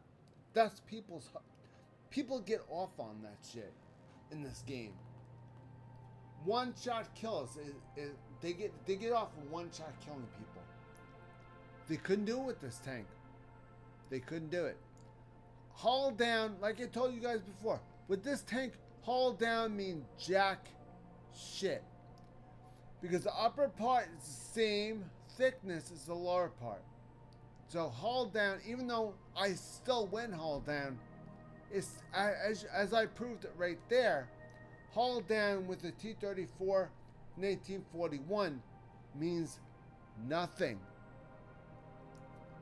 The rules of World of Tanks that you've been drilling into your head for decades mean nothing when you play this tank. This tank changes all the rules. You have to learn how to play this tank in order to be good with this tank. This tank is completely different than all the rest of the tanks in this game. Each country has one tank that's exactly like this. They have their version of a reenactment tank. The Germans, the Americans, and the Soviets all have, I know of their version. I do know that the light tractor is their version. The Tier 1 light tractor is their version of it. That's Tier 1. Now, this is a higher tier. The fact that this is a higher tier, that makes this tank harder to play. Because higher the tier you get, the more serious people are playing, they play less for fun. And you really want to play a tank like this for fun. You don't really want to play serious. Because the rules and everything you learn in this game goes out the window when you're playing a game, when you're playing a tank like this. This is completely different than anything you've ever played in your entire life. This is almost exactly like the real tank in real life. This has nothing to do with the game. If you own a tank that's similar to this, consider this a warning. This tank is not easy at all. Everything you learned out the window, garbage, means jack shit. You have to learn how to play this tank. This tank. And everything you learned, out the window, gone. Forget everything you learned. Forget everything you do and play this tank completely different. Get me? Okay, guys. That's the video for this week. I hope you guys enjoyed it. I certainly enjoyed making this video for you guys. Please take this opportunity right now to like the video. Please subscribe to the channel. Please hit the notification bell. Comment down below. Thank you very much for watching. We'll see you guys next time. Please comment down below and tell me what you want to see next week. If you want to see more on this tank, you want to know about more about this tank. Do you want to know more about the other tanks in the other countries? Because I do know something about the German version. I don't own the German version because I didn't finish the German tree. But I do know something about the German version. As far as I know, I don't know what the American version is. I was kind of hoping it would be the Sherman, Because the T-34 was made in 1941. Now the M4 Sherman was made in 1942 or 1943. But the M3 Sherman, the original prototype Sherman, that was made in 1941.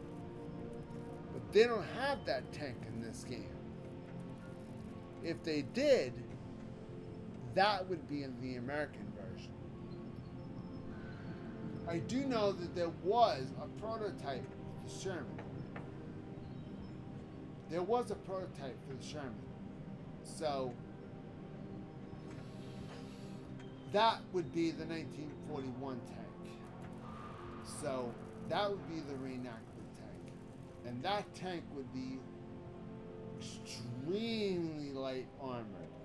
That'd be light. That would have lighter armor than this one does. Dead serious.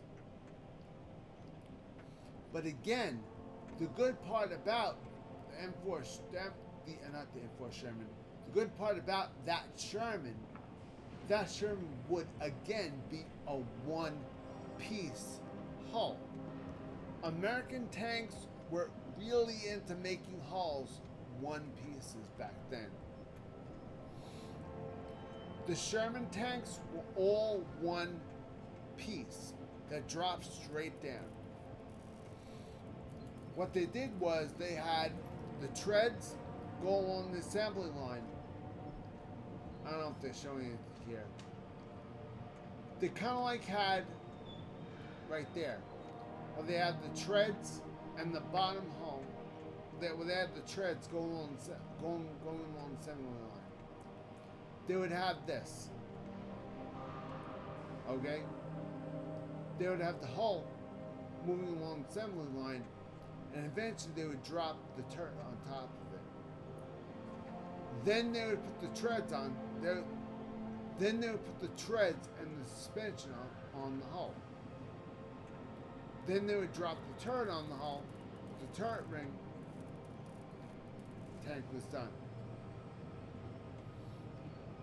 The Americans were into assembly line.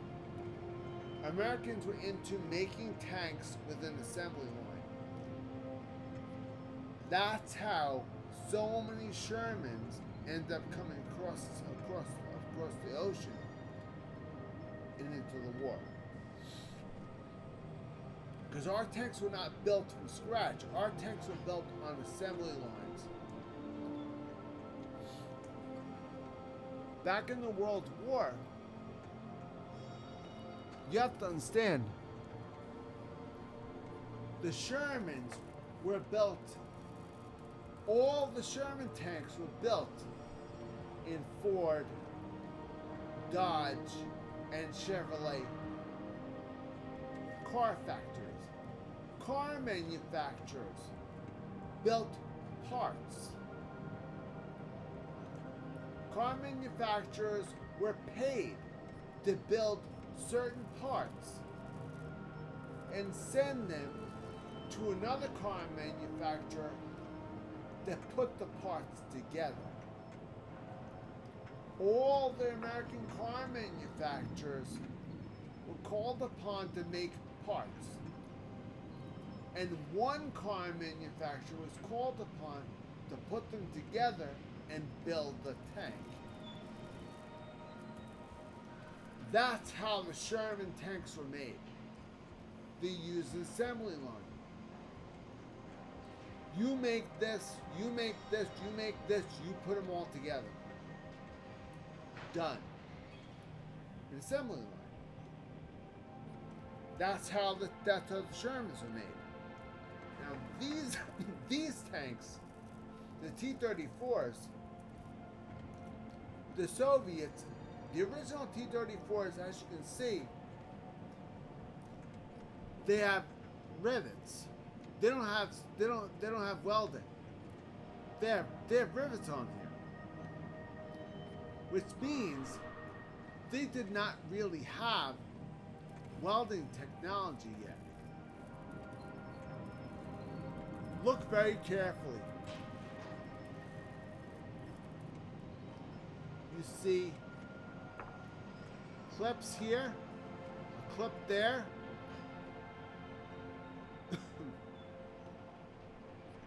See that? See hinges and hinges. There's a door here and there's a door here. Engines here. This turret moves sideways and you can open up that hatch. Now what could be here, this could be fuel. My guess, this is the fuel. Now to get in the turret, that would probably be here. There'd be a door right here. See there's the hinges?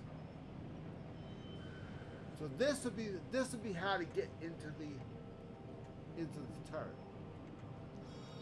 How do you get into this part?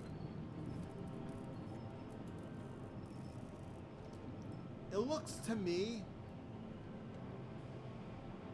now you have to look very, see now if these reenactment tanks, the 1941 tanks, they have details in them that the normal game tanks wouldn't have. So you can look very carefully and see that there's a hinge right there. See that? See that hinge? Which means that this hinge upward and the commander and the driver and the radio man all escaped out this hatch. Now, the gunner and the loader escaped out of this hatch. Now, this hatch was for engine maintenance. That's what this hatch is for. This hatch was for fuel. Now the fuel tank, the T-34 had a really good idea. They had the engine right here. The exhaust system was right here, and the fuel was loaded right here. And they put exhaust system right here. So naturally there was exhaust all over here. So instead of putting extra thick armor here, they put the same armor they put in the front here and just put vents. Nothing special. These tanks were made fast. These tanks were made fast, and they made a lot of them.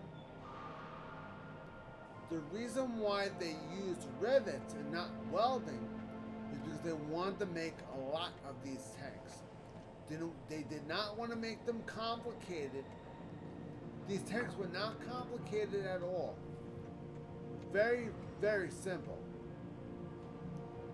The whole purpose of these tanks was to have more of them. They weren't supposed to be excellent. They're supposed to be more of them. And that they did. They had 18 times. They surrounded the Tiger tanks. The T-34s surrounded the Tiger tanks. There was 10 times the amount of T-34s than there was Tigers. Tigers were hard to build. They're one-piece bodies, extremely hard to build, very expensive to replace. Very expensive to replace parts. Parts are hard to come by, hard to find.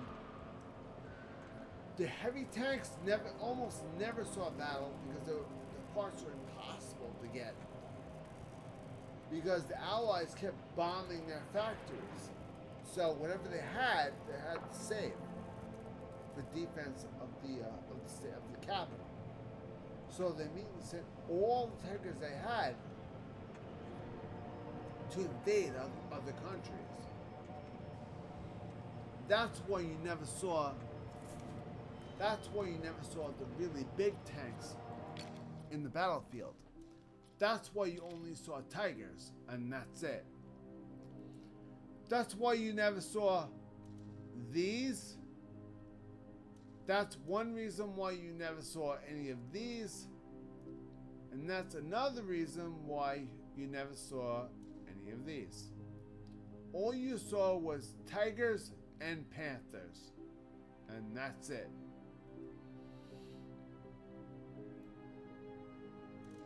Let's see. We have Panther 2, Panther 3, we have the Leopard. Yeah. You saw Panthers and you saw Tigers. That's it.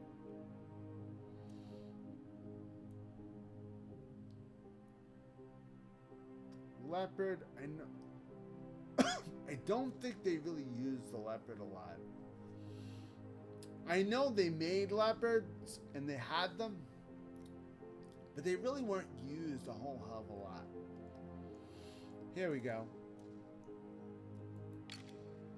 That's a King Tiger. It's called the King Tiger. They call it a Tiger 1. But its nickname is the King Tiger. This is the tank that they made the most of. This is the tank that they tried to invade Russia with. This is the tank that invaded France.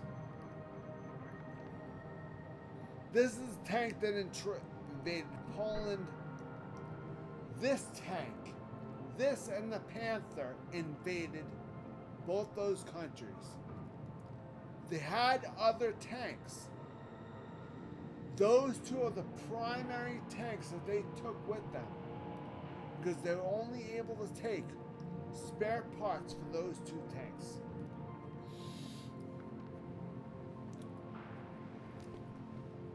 Even though all those other tanks, a lot of them were made, it doesn't mean they were brought to invade. Because you need spare parts in case the tank breaks.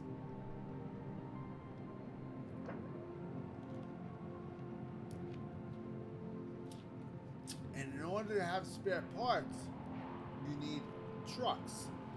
In order to have trucks, you need people. And they wanted to save their purpose. The purpose of that was they wanted to save their people for fighting, not for logistics. The Americans were all about logistics. Americans were the kings of logistics. Be there. Americans are all about be there, be prepared, and be ready for anything. That's what the Americans are all about. Make sure we have tanks, parts, and make sure we bring more tanks than we need. Make sure we bring more parts than we need. Make sure we bring more of everything. Make sure we have more of everything. Make sure we keep it safe. And make sure we don't have anything special we don't have parts for. Anything special we don't have parts for, we're not bringing. Namely, the heavy tanks and light tanks never saw a World War II battle. Only the Shermans and the form of Shermans, for example, the Sherman Firefly, the Sherman with the Sherman that had the minesweeper on the front, Namely, M4 Shermans and M4A1s are the only ones that saw battle in World War II. All the other tanks never even made it overseas. Guaranteed. And if they did, they really didn't do much because they were afraid they would break down and they would run out. They would not have parts to fix it. Don't forget, the Shermans were mass produced, so naturally, bringing parts for them would be easy because they didn't require that many parts that would require to break. And if they did, they were normal car parts that fit on normal cars, but just bigger. So they'd be easy to transport. Unlike a King Tiger, King Tigers have very specific parts, only fit on that tank. So if a King Tiger broke down, they couldn't get parts because their logistics trucks probably had parts for Panthers. They probably had they had parts for Leopards, Panthers. They probably had a couple of Tiger parts, but not like a whole truck full. I mean, they're not going to have one truck per tank. It's ridiculous. They're going to have maybe one, maybe two trucks filled with parts. That's it. When they run out, they run out. When they run out, they tow the vehicles that are not working. The parts trucks tow the vehicles that are not working. You use them. They cannibalize them for parts. It sucks, but that's what they had to do. Why? Because they built theirs by hand, from scratch. They built them thick. They built them heavy. They built them right. When they broke down,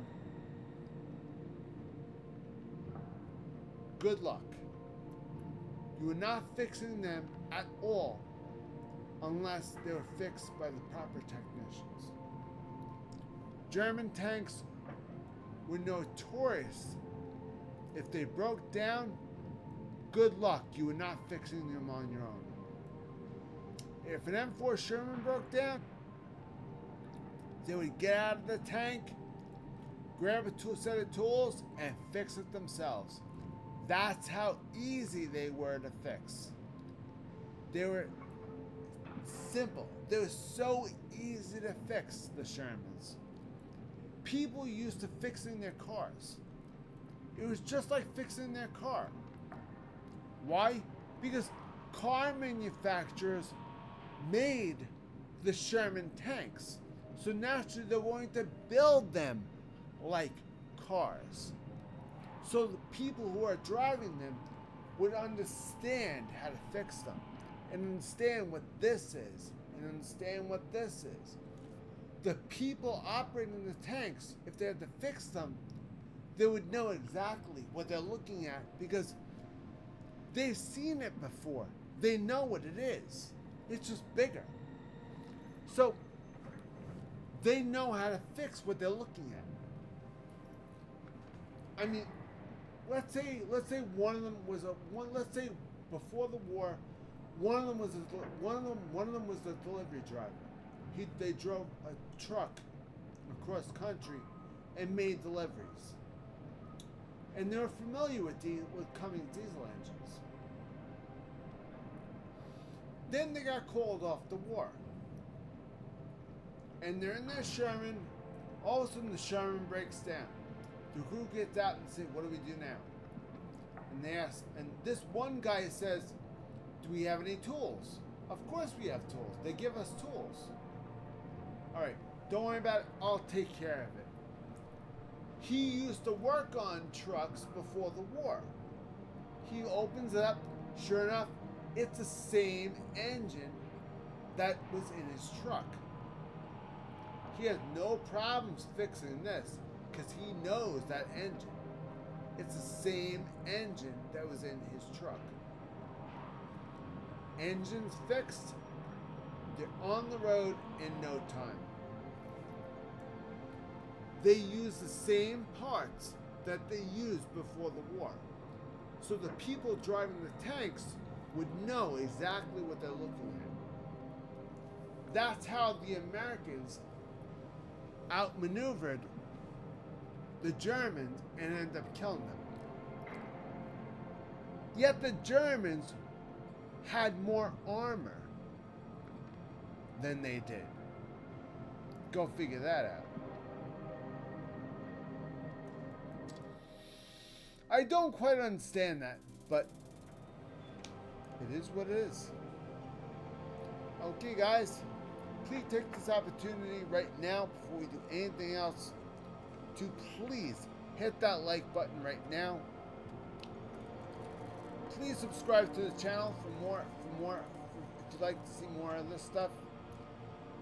Hit the notification bell to be notified when the videos upload and when I go live as well, which happens every Sunday night, 7 p.m. at Mountain Standard Time. If you care to join me, I'm on PlayStation Network usually on PlayStation Network. Sometimes I come on here and go live. Most of the time I'm on PlayStation Network. Join me there. Also, comment down below what you'd like to see next in World of Tanks. On this comment on this video, what you'd like to see me do next in World of Tanks. Okay, guys? I'll be more than happy to jump in whatever you want as long as it involves USSR. I have every tank. I can get every tank in the USSR. I have all the premiums, and I unlocked all the regular tanks. So, whatever tanks you want me to test, out for you guys, I can test out for you guys. It's all good. I've got you covered. The other countries, I'm limited. I mean, as you can see, I have some stuff, but not all. I mean, I have discounts, hoping that I can get through all of it eventually, but I mean, even the Americans, I still don't have a lot.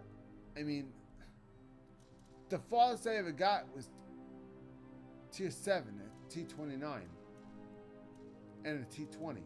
That's it.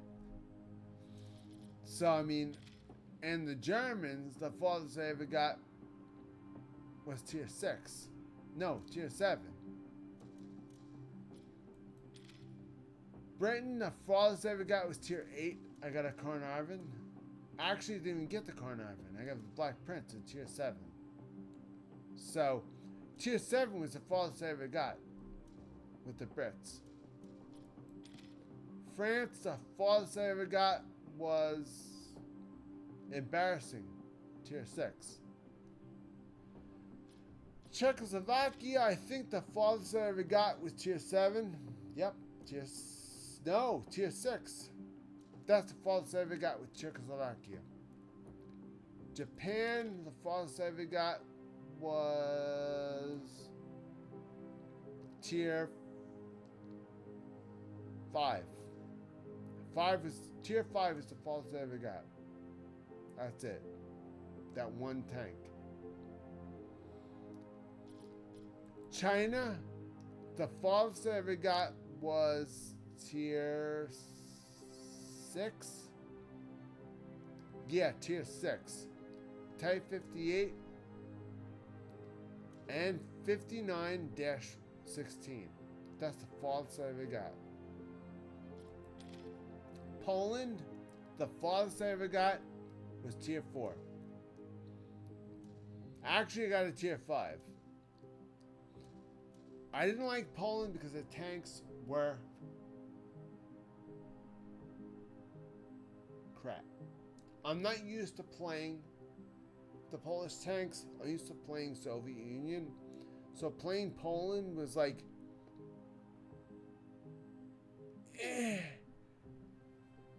I couldn't do it. After playing an entire Soviet Union country and jumping into Poland, I was like, no, not happening. You don't play the entire country of Soviet Union and then jump into Poland. Not happening.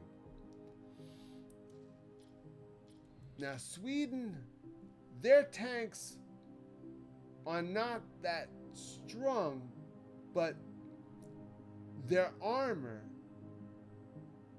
is pretty well done. Again, the farthest I ever got with Poland was tier 5. That's it. So I got tier 4 with this one here. So anyway, Poland's really not that bad.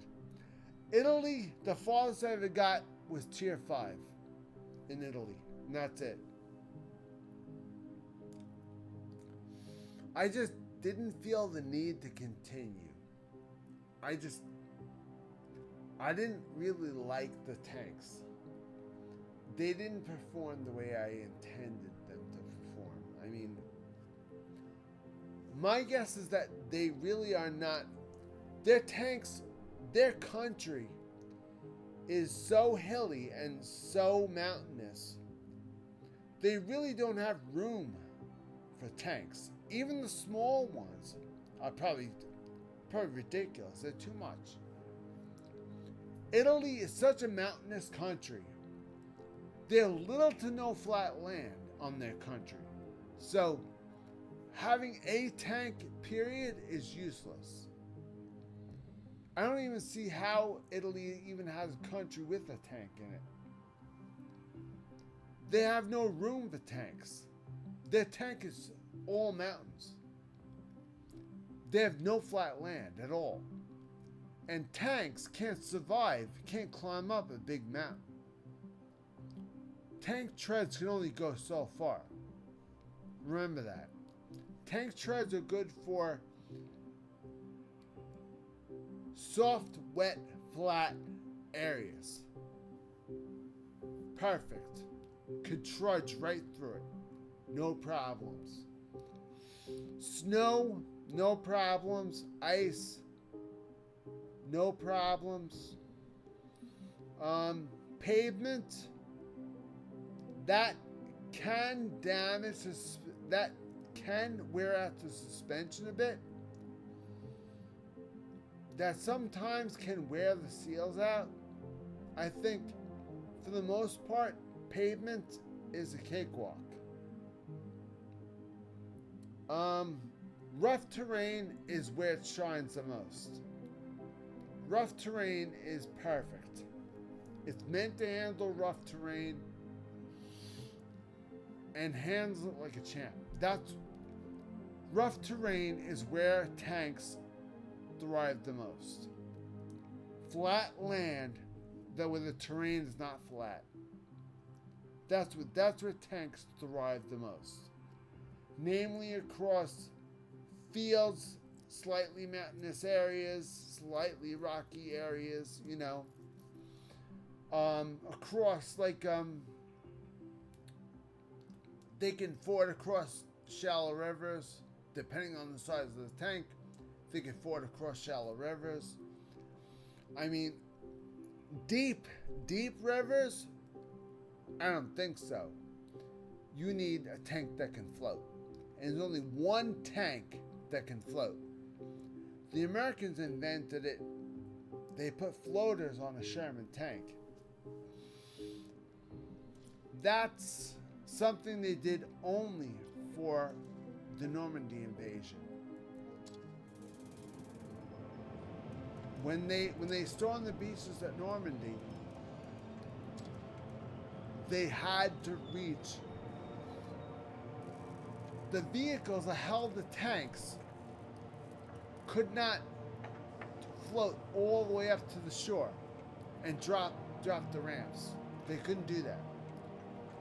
They had to drop the ramps on the water, and the tanks had to drive from the water to the beach. Now, it was only a short distance, But during that short distance, it couldn't handle it. The tank would have gotten bogged down and would have sunk. The tank wouldn't have ran, period, because the tank would have gotten waterlogged. So they had to put floaters on some of the Sherman tanks storing the tanks storing the beach in Normandy had to have a propeller on the back and floaters on the side, so that the boats were offshore and the shore was here, and the boats would unload the Shermans. They would float to the shore, and then they would have to get out of the tank. They would then drive the Sherman forward, get out of the tank, deflate the floaters, and they would have to turn off the propeller. And they have to put it in a specific storage compartment that they had set up for it. Disconnect all of it and put it in a storage compartment that's set up for it. And that was it. They used specific Sherman tanks for that. And they had to make a specific storage compartment to store all the spare parts, like the propellers and the floaties, stuff like that, and floaters and deflation device. Everything would have to be stored in this one compartment. And that's how they did it. That's how they stored in the beach of Normandy. And that's how the tanks were able to drive away, and they would have no idea that they floated. That's how they floated tanks. And they saw on the beach at Normandy. So, ingenious. Why not make a tank float? Sure, it's heavier than a tractor trailer. Sure, let's make it float. Yeah, sure, that's easy, no problem. Not really. They somehow found a way to make it work. Gotta give them credit. I have to give them credit. Something that's heavier than a school bus. They floated that from the offloading boat to the shore. The short distance it floated and propelled itself to the shore. They then got out of the tank, disconnected all the flotation devices and the propellers, stored it, and then moved on. Amazing. Absolutely amazing.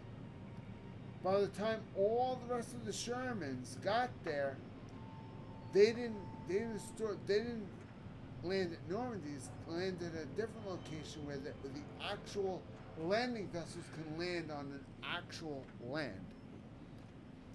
The initial invasion was done by those amphibious Shermans.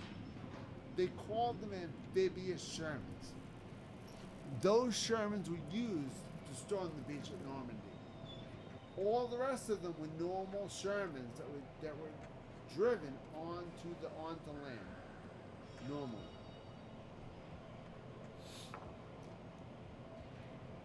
Those few Shermans, I don't know if any of them survived. Those initial Shermans that stormed the beach, I'm taking a stab that probably maybe one of them. Maybe one of them still exists, but that's about it. Not many of them still exist and run. So, because they were the first ones out. I mean, usually the first 9 times out of 10, the first people to invade are usually the first ones to go. Because they don't know what they're getting themselves into. They don't know what's to come. They don't know what's happening yet. It's their job to find out what's going on and if this is a good spot or not. And it was up to them to find out, storming that beach to make it look like the entire army is storming this beach. Meanwhile, they're storming. Meanwhile, they're going to be touching down the entire force on another area. That's why the beach at Normandy was supposed to be like, hey, pay attention to us over here. There you go. See, you're looking at us over here. You're not paying attention to us over there. And that's what Normandy was all about. Normandy was about, hi, look at us over here. See, there you go. There you go. Now you're not paying attention to the guy sitting right over there. Good job. Anyway, like the video, subscribe to this channel, please hit the notification bell, and please comment down below. Thank you very much for watching. Really appreciate you guys. Have a wonderful day, a wonderful night, whenever time you're listening. See you later, guys. Comment down below what you want to see, on World of Tanks next time. I'll be more than happy to help you guys out. Remember, it has to be USSR. Whatever you want me to do, it has to be USSR. Regular tanks and premium tanks. I have almost all the premium tanks that ever existed. Okay, guys? The tier tanks, I have them unlocked, but I don't own them. So, again, premium tanks, I own every single Soviet premium tank known to man. Every single one of them. I own all of them. The tier tanks, I unlocked all the tier tanks, but I don't own all of them. I own a few, not all, but a few. So, anyway, if there's anything you'd like for me to do on this game, please comment on this video down below. I'm more than happy to help. I'm more than happy to set it up for you guys. If you want me to just do a video like I did before, you know what I did with that video with the KV2, where I limited myself and just went out there and just did whatever I can do and died a horrible, painful death. That was horribly painful death. I died a lot of times. Didn't even get a shot off. Jesus, mother of God. I hope to God I never have to do that again, but I probably will. Even if I will, whatever. If that's what you guys want to see, fine. More than happy to oblige. More than happy to oblige. But you need to let me know ahead of time. You need to let me know what you want. I'm not mind readers. I can't read your mind. If you want me to do something, you have to tell me. But keep in mind, it has to be USSR only. Because I am extremely limited with the other countries. I have a few tanks from other countries. Not a lot. So, and obviously you know I don't have unlimited funds because I am not, this is not a Wargaming account, and I am not being paid by Wargaming. This is my own personal account that I worked hard to build up. So naturally what you see is what I got. So this is taking me 15 years to get this far. So what I got is the entire USSR country done and over with. Now, I'm trying to make a big decision on whether to continue continue jerking around with these tanks and to unlock more garage slots. And eventually get enough garage slots for the rest of the tanks, buy all the rest of the tanks in the tree, and own every single tank from USSR in this game. So, for example, if there's over 100 tanks I need to buy, then I need to purchase 100 garage slots, and I need to save up enough credit so I can purchase all these tanks. That's gonna take a long ass time. But researching all these tanks took 15 years. Now, can you imagine rebuying all these tanks? How long that's going to take? That's going to take another 15 years. Because I'm going to have to use premium tanks to get money. Because I'm going to have to grind all my premium tanks to get money. And I'm going to have to save up my money and get premium time in order to guarantee myself I'm going to get money. Then make sure I get gold saved up just in case I need it. You never know. Because the way people play these days, people don't play for fun. People play just to kick your ass.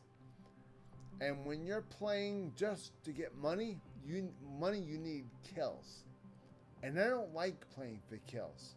I like playing for fun. If I play to kill people, I'm not having fun. I'm playing just to kill people. To me, having fun is playing the game, enjoying the game for what it is. Playing to win is not fun for me. Playing to win may be fun for you, but it's not fun for me. I'm different. I'm built differently. I like to play and have fun. I don't like to play to win. If I play to win, your ass is going down, your ass is grass, and your ass is dying quickly. If I feel like killing you, I will kill you, and I will kill you quickly. I guarantee you that. If I'm just jerking around, if I'm just having fun, consider yourself safe. Consider yourself definitely safe, because I don't care. So anyway, the entire USSR tree is done. Every single tank is researched. I own every single tier 10 tank and every single tier 11 tank. The tier 9s, almost none of them I own. I unlocked them, yes. Owning them? No. The tier 8s, I have one tier 8. I have two tier 8s. Tier 7, I own 1, 2, 3. Tier 6, I own 1, 2, 3, 4, 5. 5 tier 6s. Tier 5, I own 1. My main goal is to first get these two tanks. If I can get these two tanks,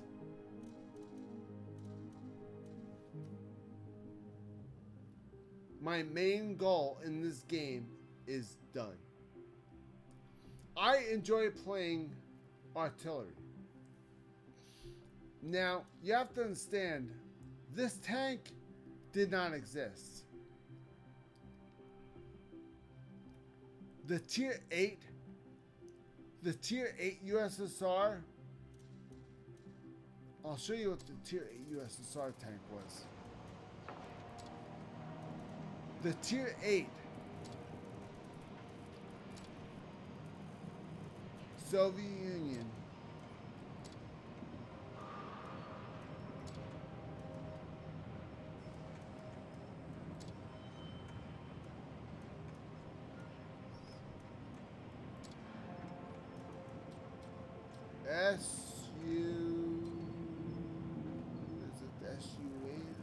SU-14-1. I don't remember. I think it was SU-14-1. Yep, this is it right here. This tank, this is tier 7.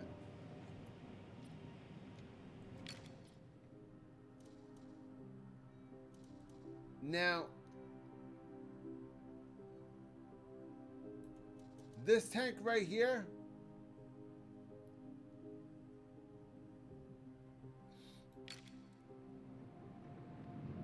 this is tier 7.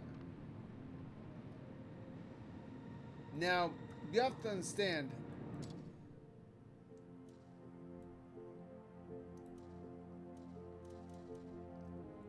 this tank, I never grinded this tank. I never owned this tank.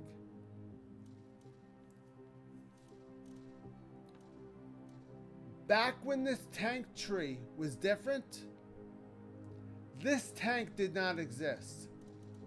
SU-14-2 didn't exist. SU-14-1 was here instead. SU-14-1 used to be a tier 8 tank, okay? When they redid the tank tree,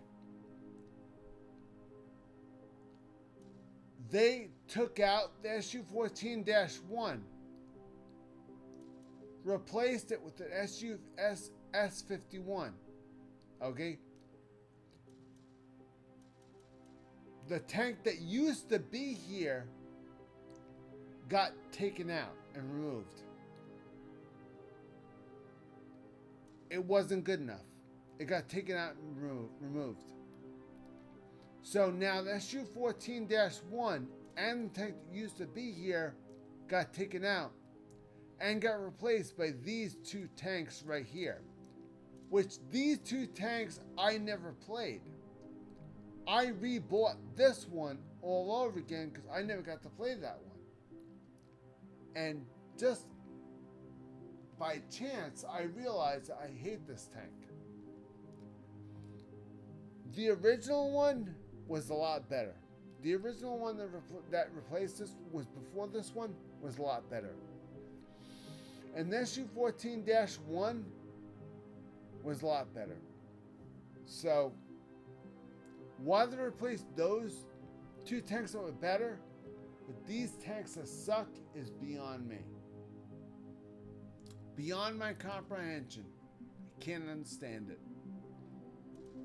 I absolutely cannot understand why they would do that. That's what they felt they needed to do. Why? I don't know. Anyway, this was the tier 8 tank that I was telling you guys about. This was a tier 8 tank. Now, tier 2 used to have, tier 2 actually had a SPG. And this was SPG for tier 2. This thing doesn't have very good range. It's very small. Now, SU-5 is tier 4. These tanks right here used to be on the tech tree when I first started playing this game. So I had to play this one first, then I had to play this one,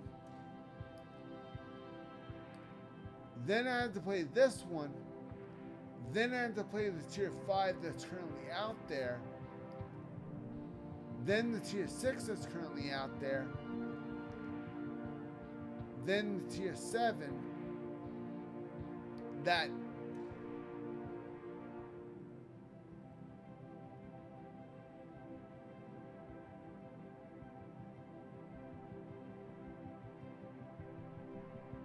tier 7 tank, I think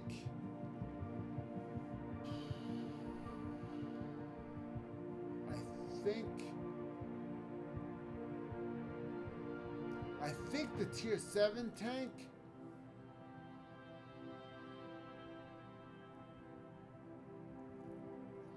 the tier 7 tank was originally there. I think the tier 7 tank was originally there, and this used to be the tier 8. They took out the SU-14-1 and replaced SU-14-1 with SU-14-2.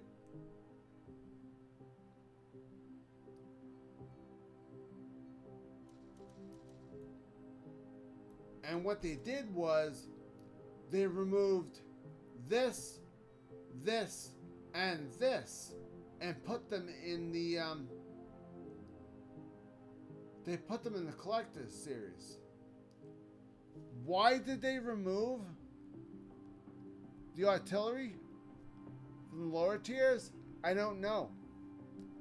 All I know is there used to be tier 2, tier 3, and tier 4 artillery.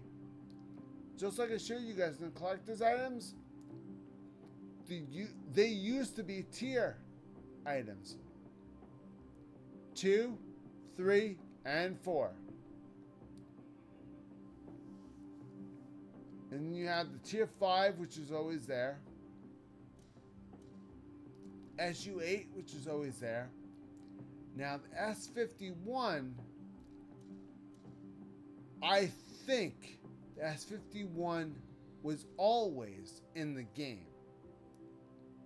It might have been on a different tier. SU-14-1 used to be tier 8. SU-14-2 was added. SU-14-1 was taken out. S-51, I think, might have been already there. What they did was they made SU-14-1 a tier 7 because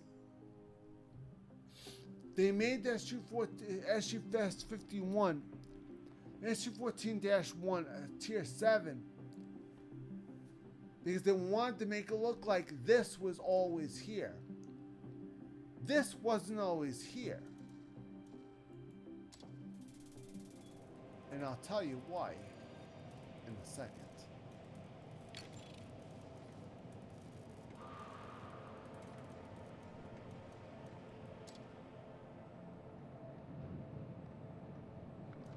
Tier 6, Tier 7, Tier 6, Tier 7, Tier 9. Normally a gun in this game, usually the top tier, the tier it is the gun they give you. Now this is the tier 8 gun for this tank. This is the tier 8 gun for this tank. Okay, guys? They have it as tier 9. Why? Tier 6, tier 7, tier 8. Why do they have it as tier 9? That's stupid. It's the same gun, same statistics, same everything. Only thing that's different is that they have the tier labeled as 9, but it's not tier 9.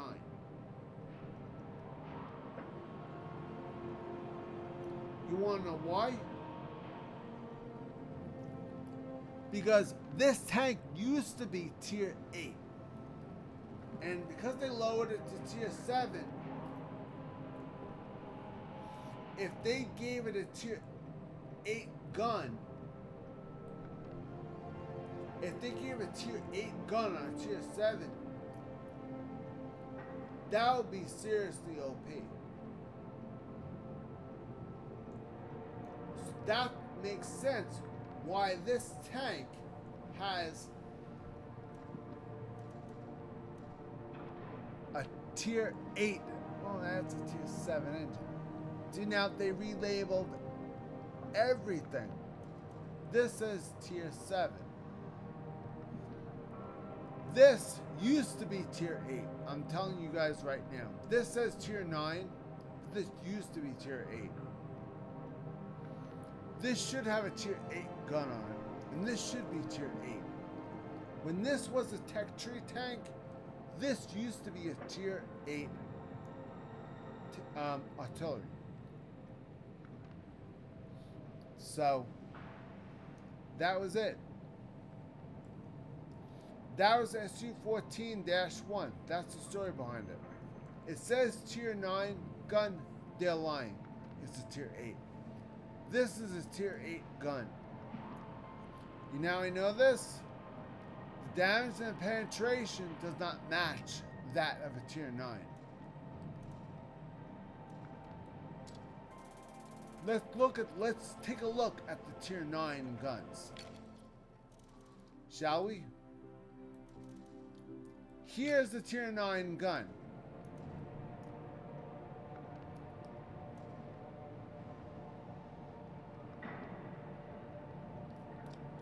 $900, $1,200, $600.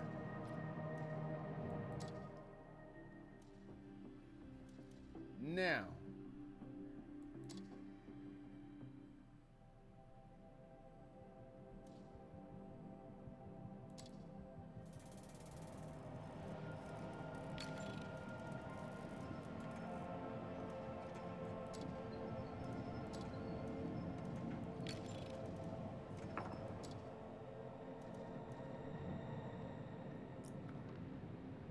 $900, $1,200, $600.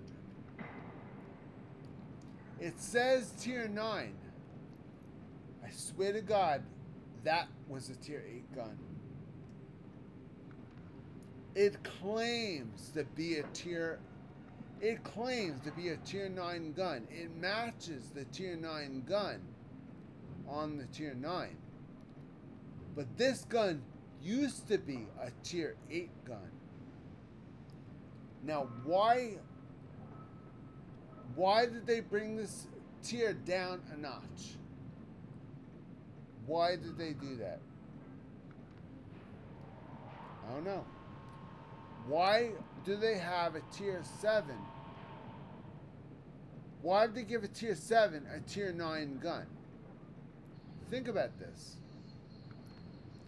Why would a tier 7 tank have a tier 9 gun? That makes no sense at all. Why would it have the same gun as an entry level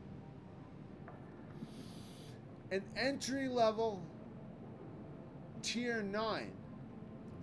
This is the most powerful gun. An entry level gun for a tier 9 should be the most powerful gun for tier 8. Right off the bat, this tells you that this tank is not a tier 7. This tank is a tier 8. Because if this has a tier 9 top gun, then that means that this tank used to be a tier 8, not a tier 7. This tank used to be on the tech tree, and this tank used to be a tier 8. That's why this tank is a tier 9 gun. Because the actual tier 9 tank, which is 212A,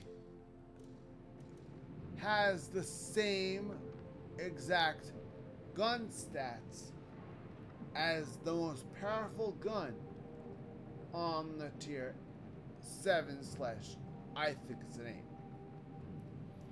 So in reality,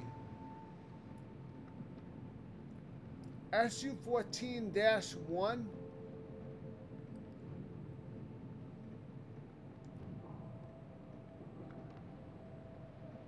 should be where the SU-14-2 is. And the 212A is the next step up. And why does this make sense? Because the 212A is SU-14-1, except 212A has armor above it.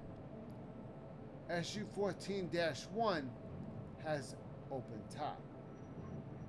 It's the same exact hull, same exact tank.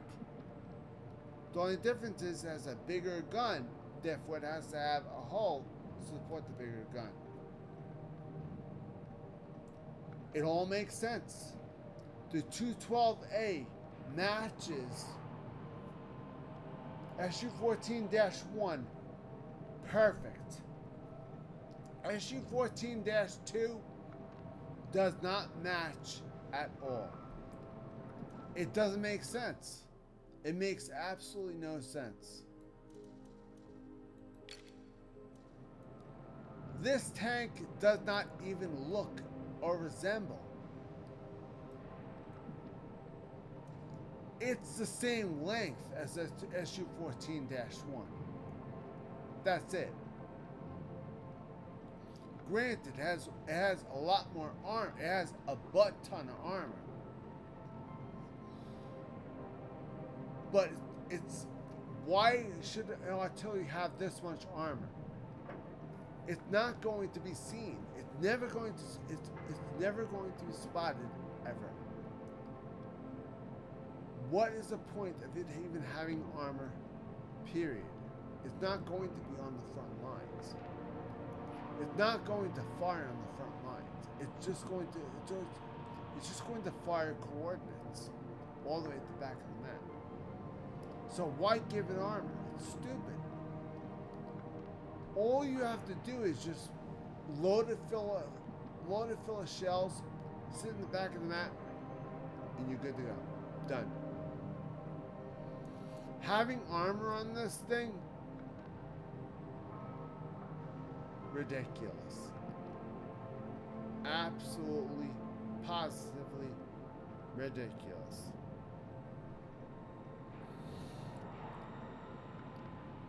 Wow. This discount is only until 4/13/2026. The discounts have expiration dates. I didn't see this. I better get moving.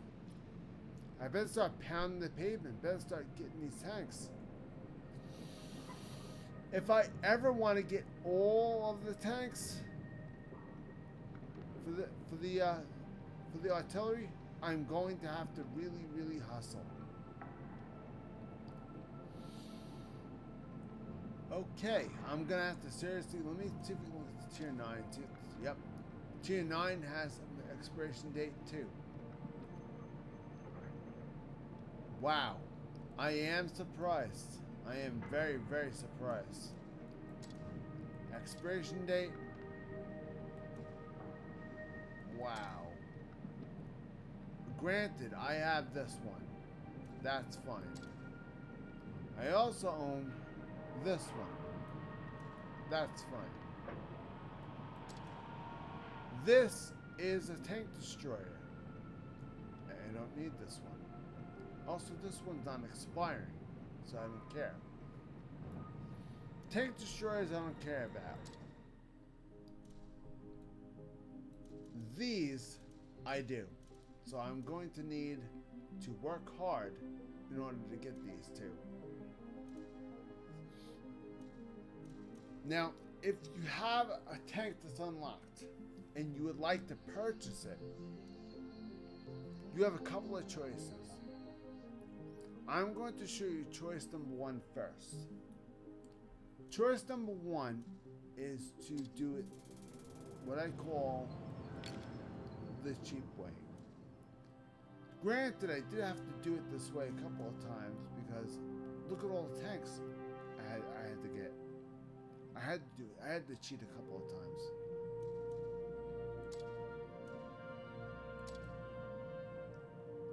Yeah, where is it? Right here. Now, see this right here? Click this. See this?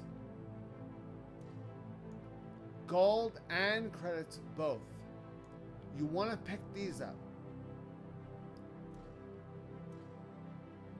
You want to pick up one of these because this will give you gold and credits both. Let me just X out. There you go. You want to get these first because these are going to get you credits and gold both.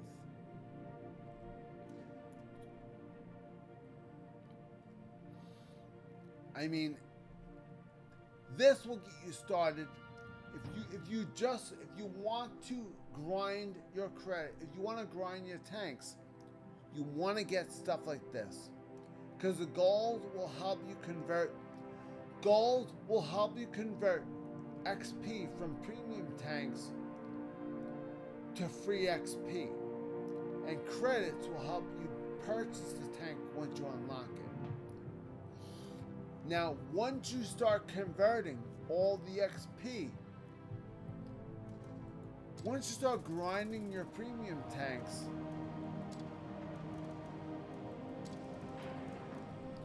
once you start playing these gold tanks here, you start gaining XP on them. All you do is simply, like this XP on for this tank here, all you have to do is simply click this, convert, pay gold, convert the XP off of that tank, pay the gold, and that all the XP goes right there. And this you can use on whatever tank you want, whatever nation you want, period. Free XP is free to use wherever you want to use it. It's up to you. If you have only premium tanks with Russia, grind all the premium tanks with Russia and use them all with different countries. If you don't want to play let's say I want to grind United States, but I can't stand United States heavy tanks. So I want to grind all the heavy tanks without owning one. I will grind all the premium tanks, get as much XP as I can. Then get nothing but gold and convert all the XP over. Once I have enough XP, then I buy the double packs that have the credits and the gold. Bank the gold. Don't spend it. Bank it. Bank all those credits and then grind for more credits. Buy the tanks you need and then save those credits. You have a choice of using using the remaining gold for further conversions, or you could use the remaining gold for other stuff. It's entirely up to you. Damn interruptions. I can't stand this shit. Okay, guys. So that's the ball game. Thank you very much for watching. Really appreciate you guys. Please like the video, subscribe to this channel, comment down below who you'd like to see me do next. Thank you very much for watching. Have a wonderful day.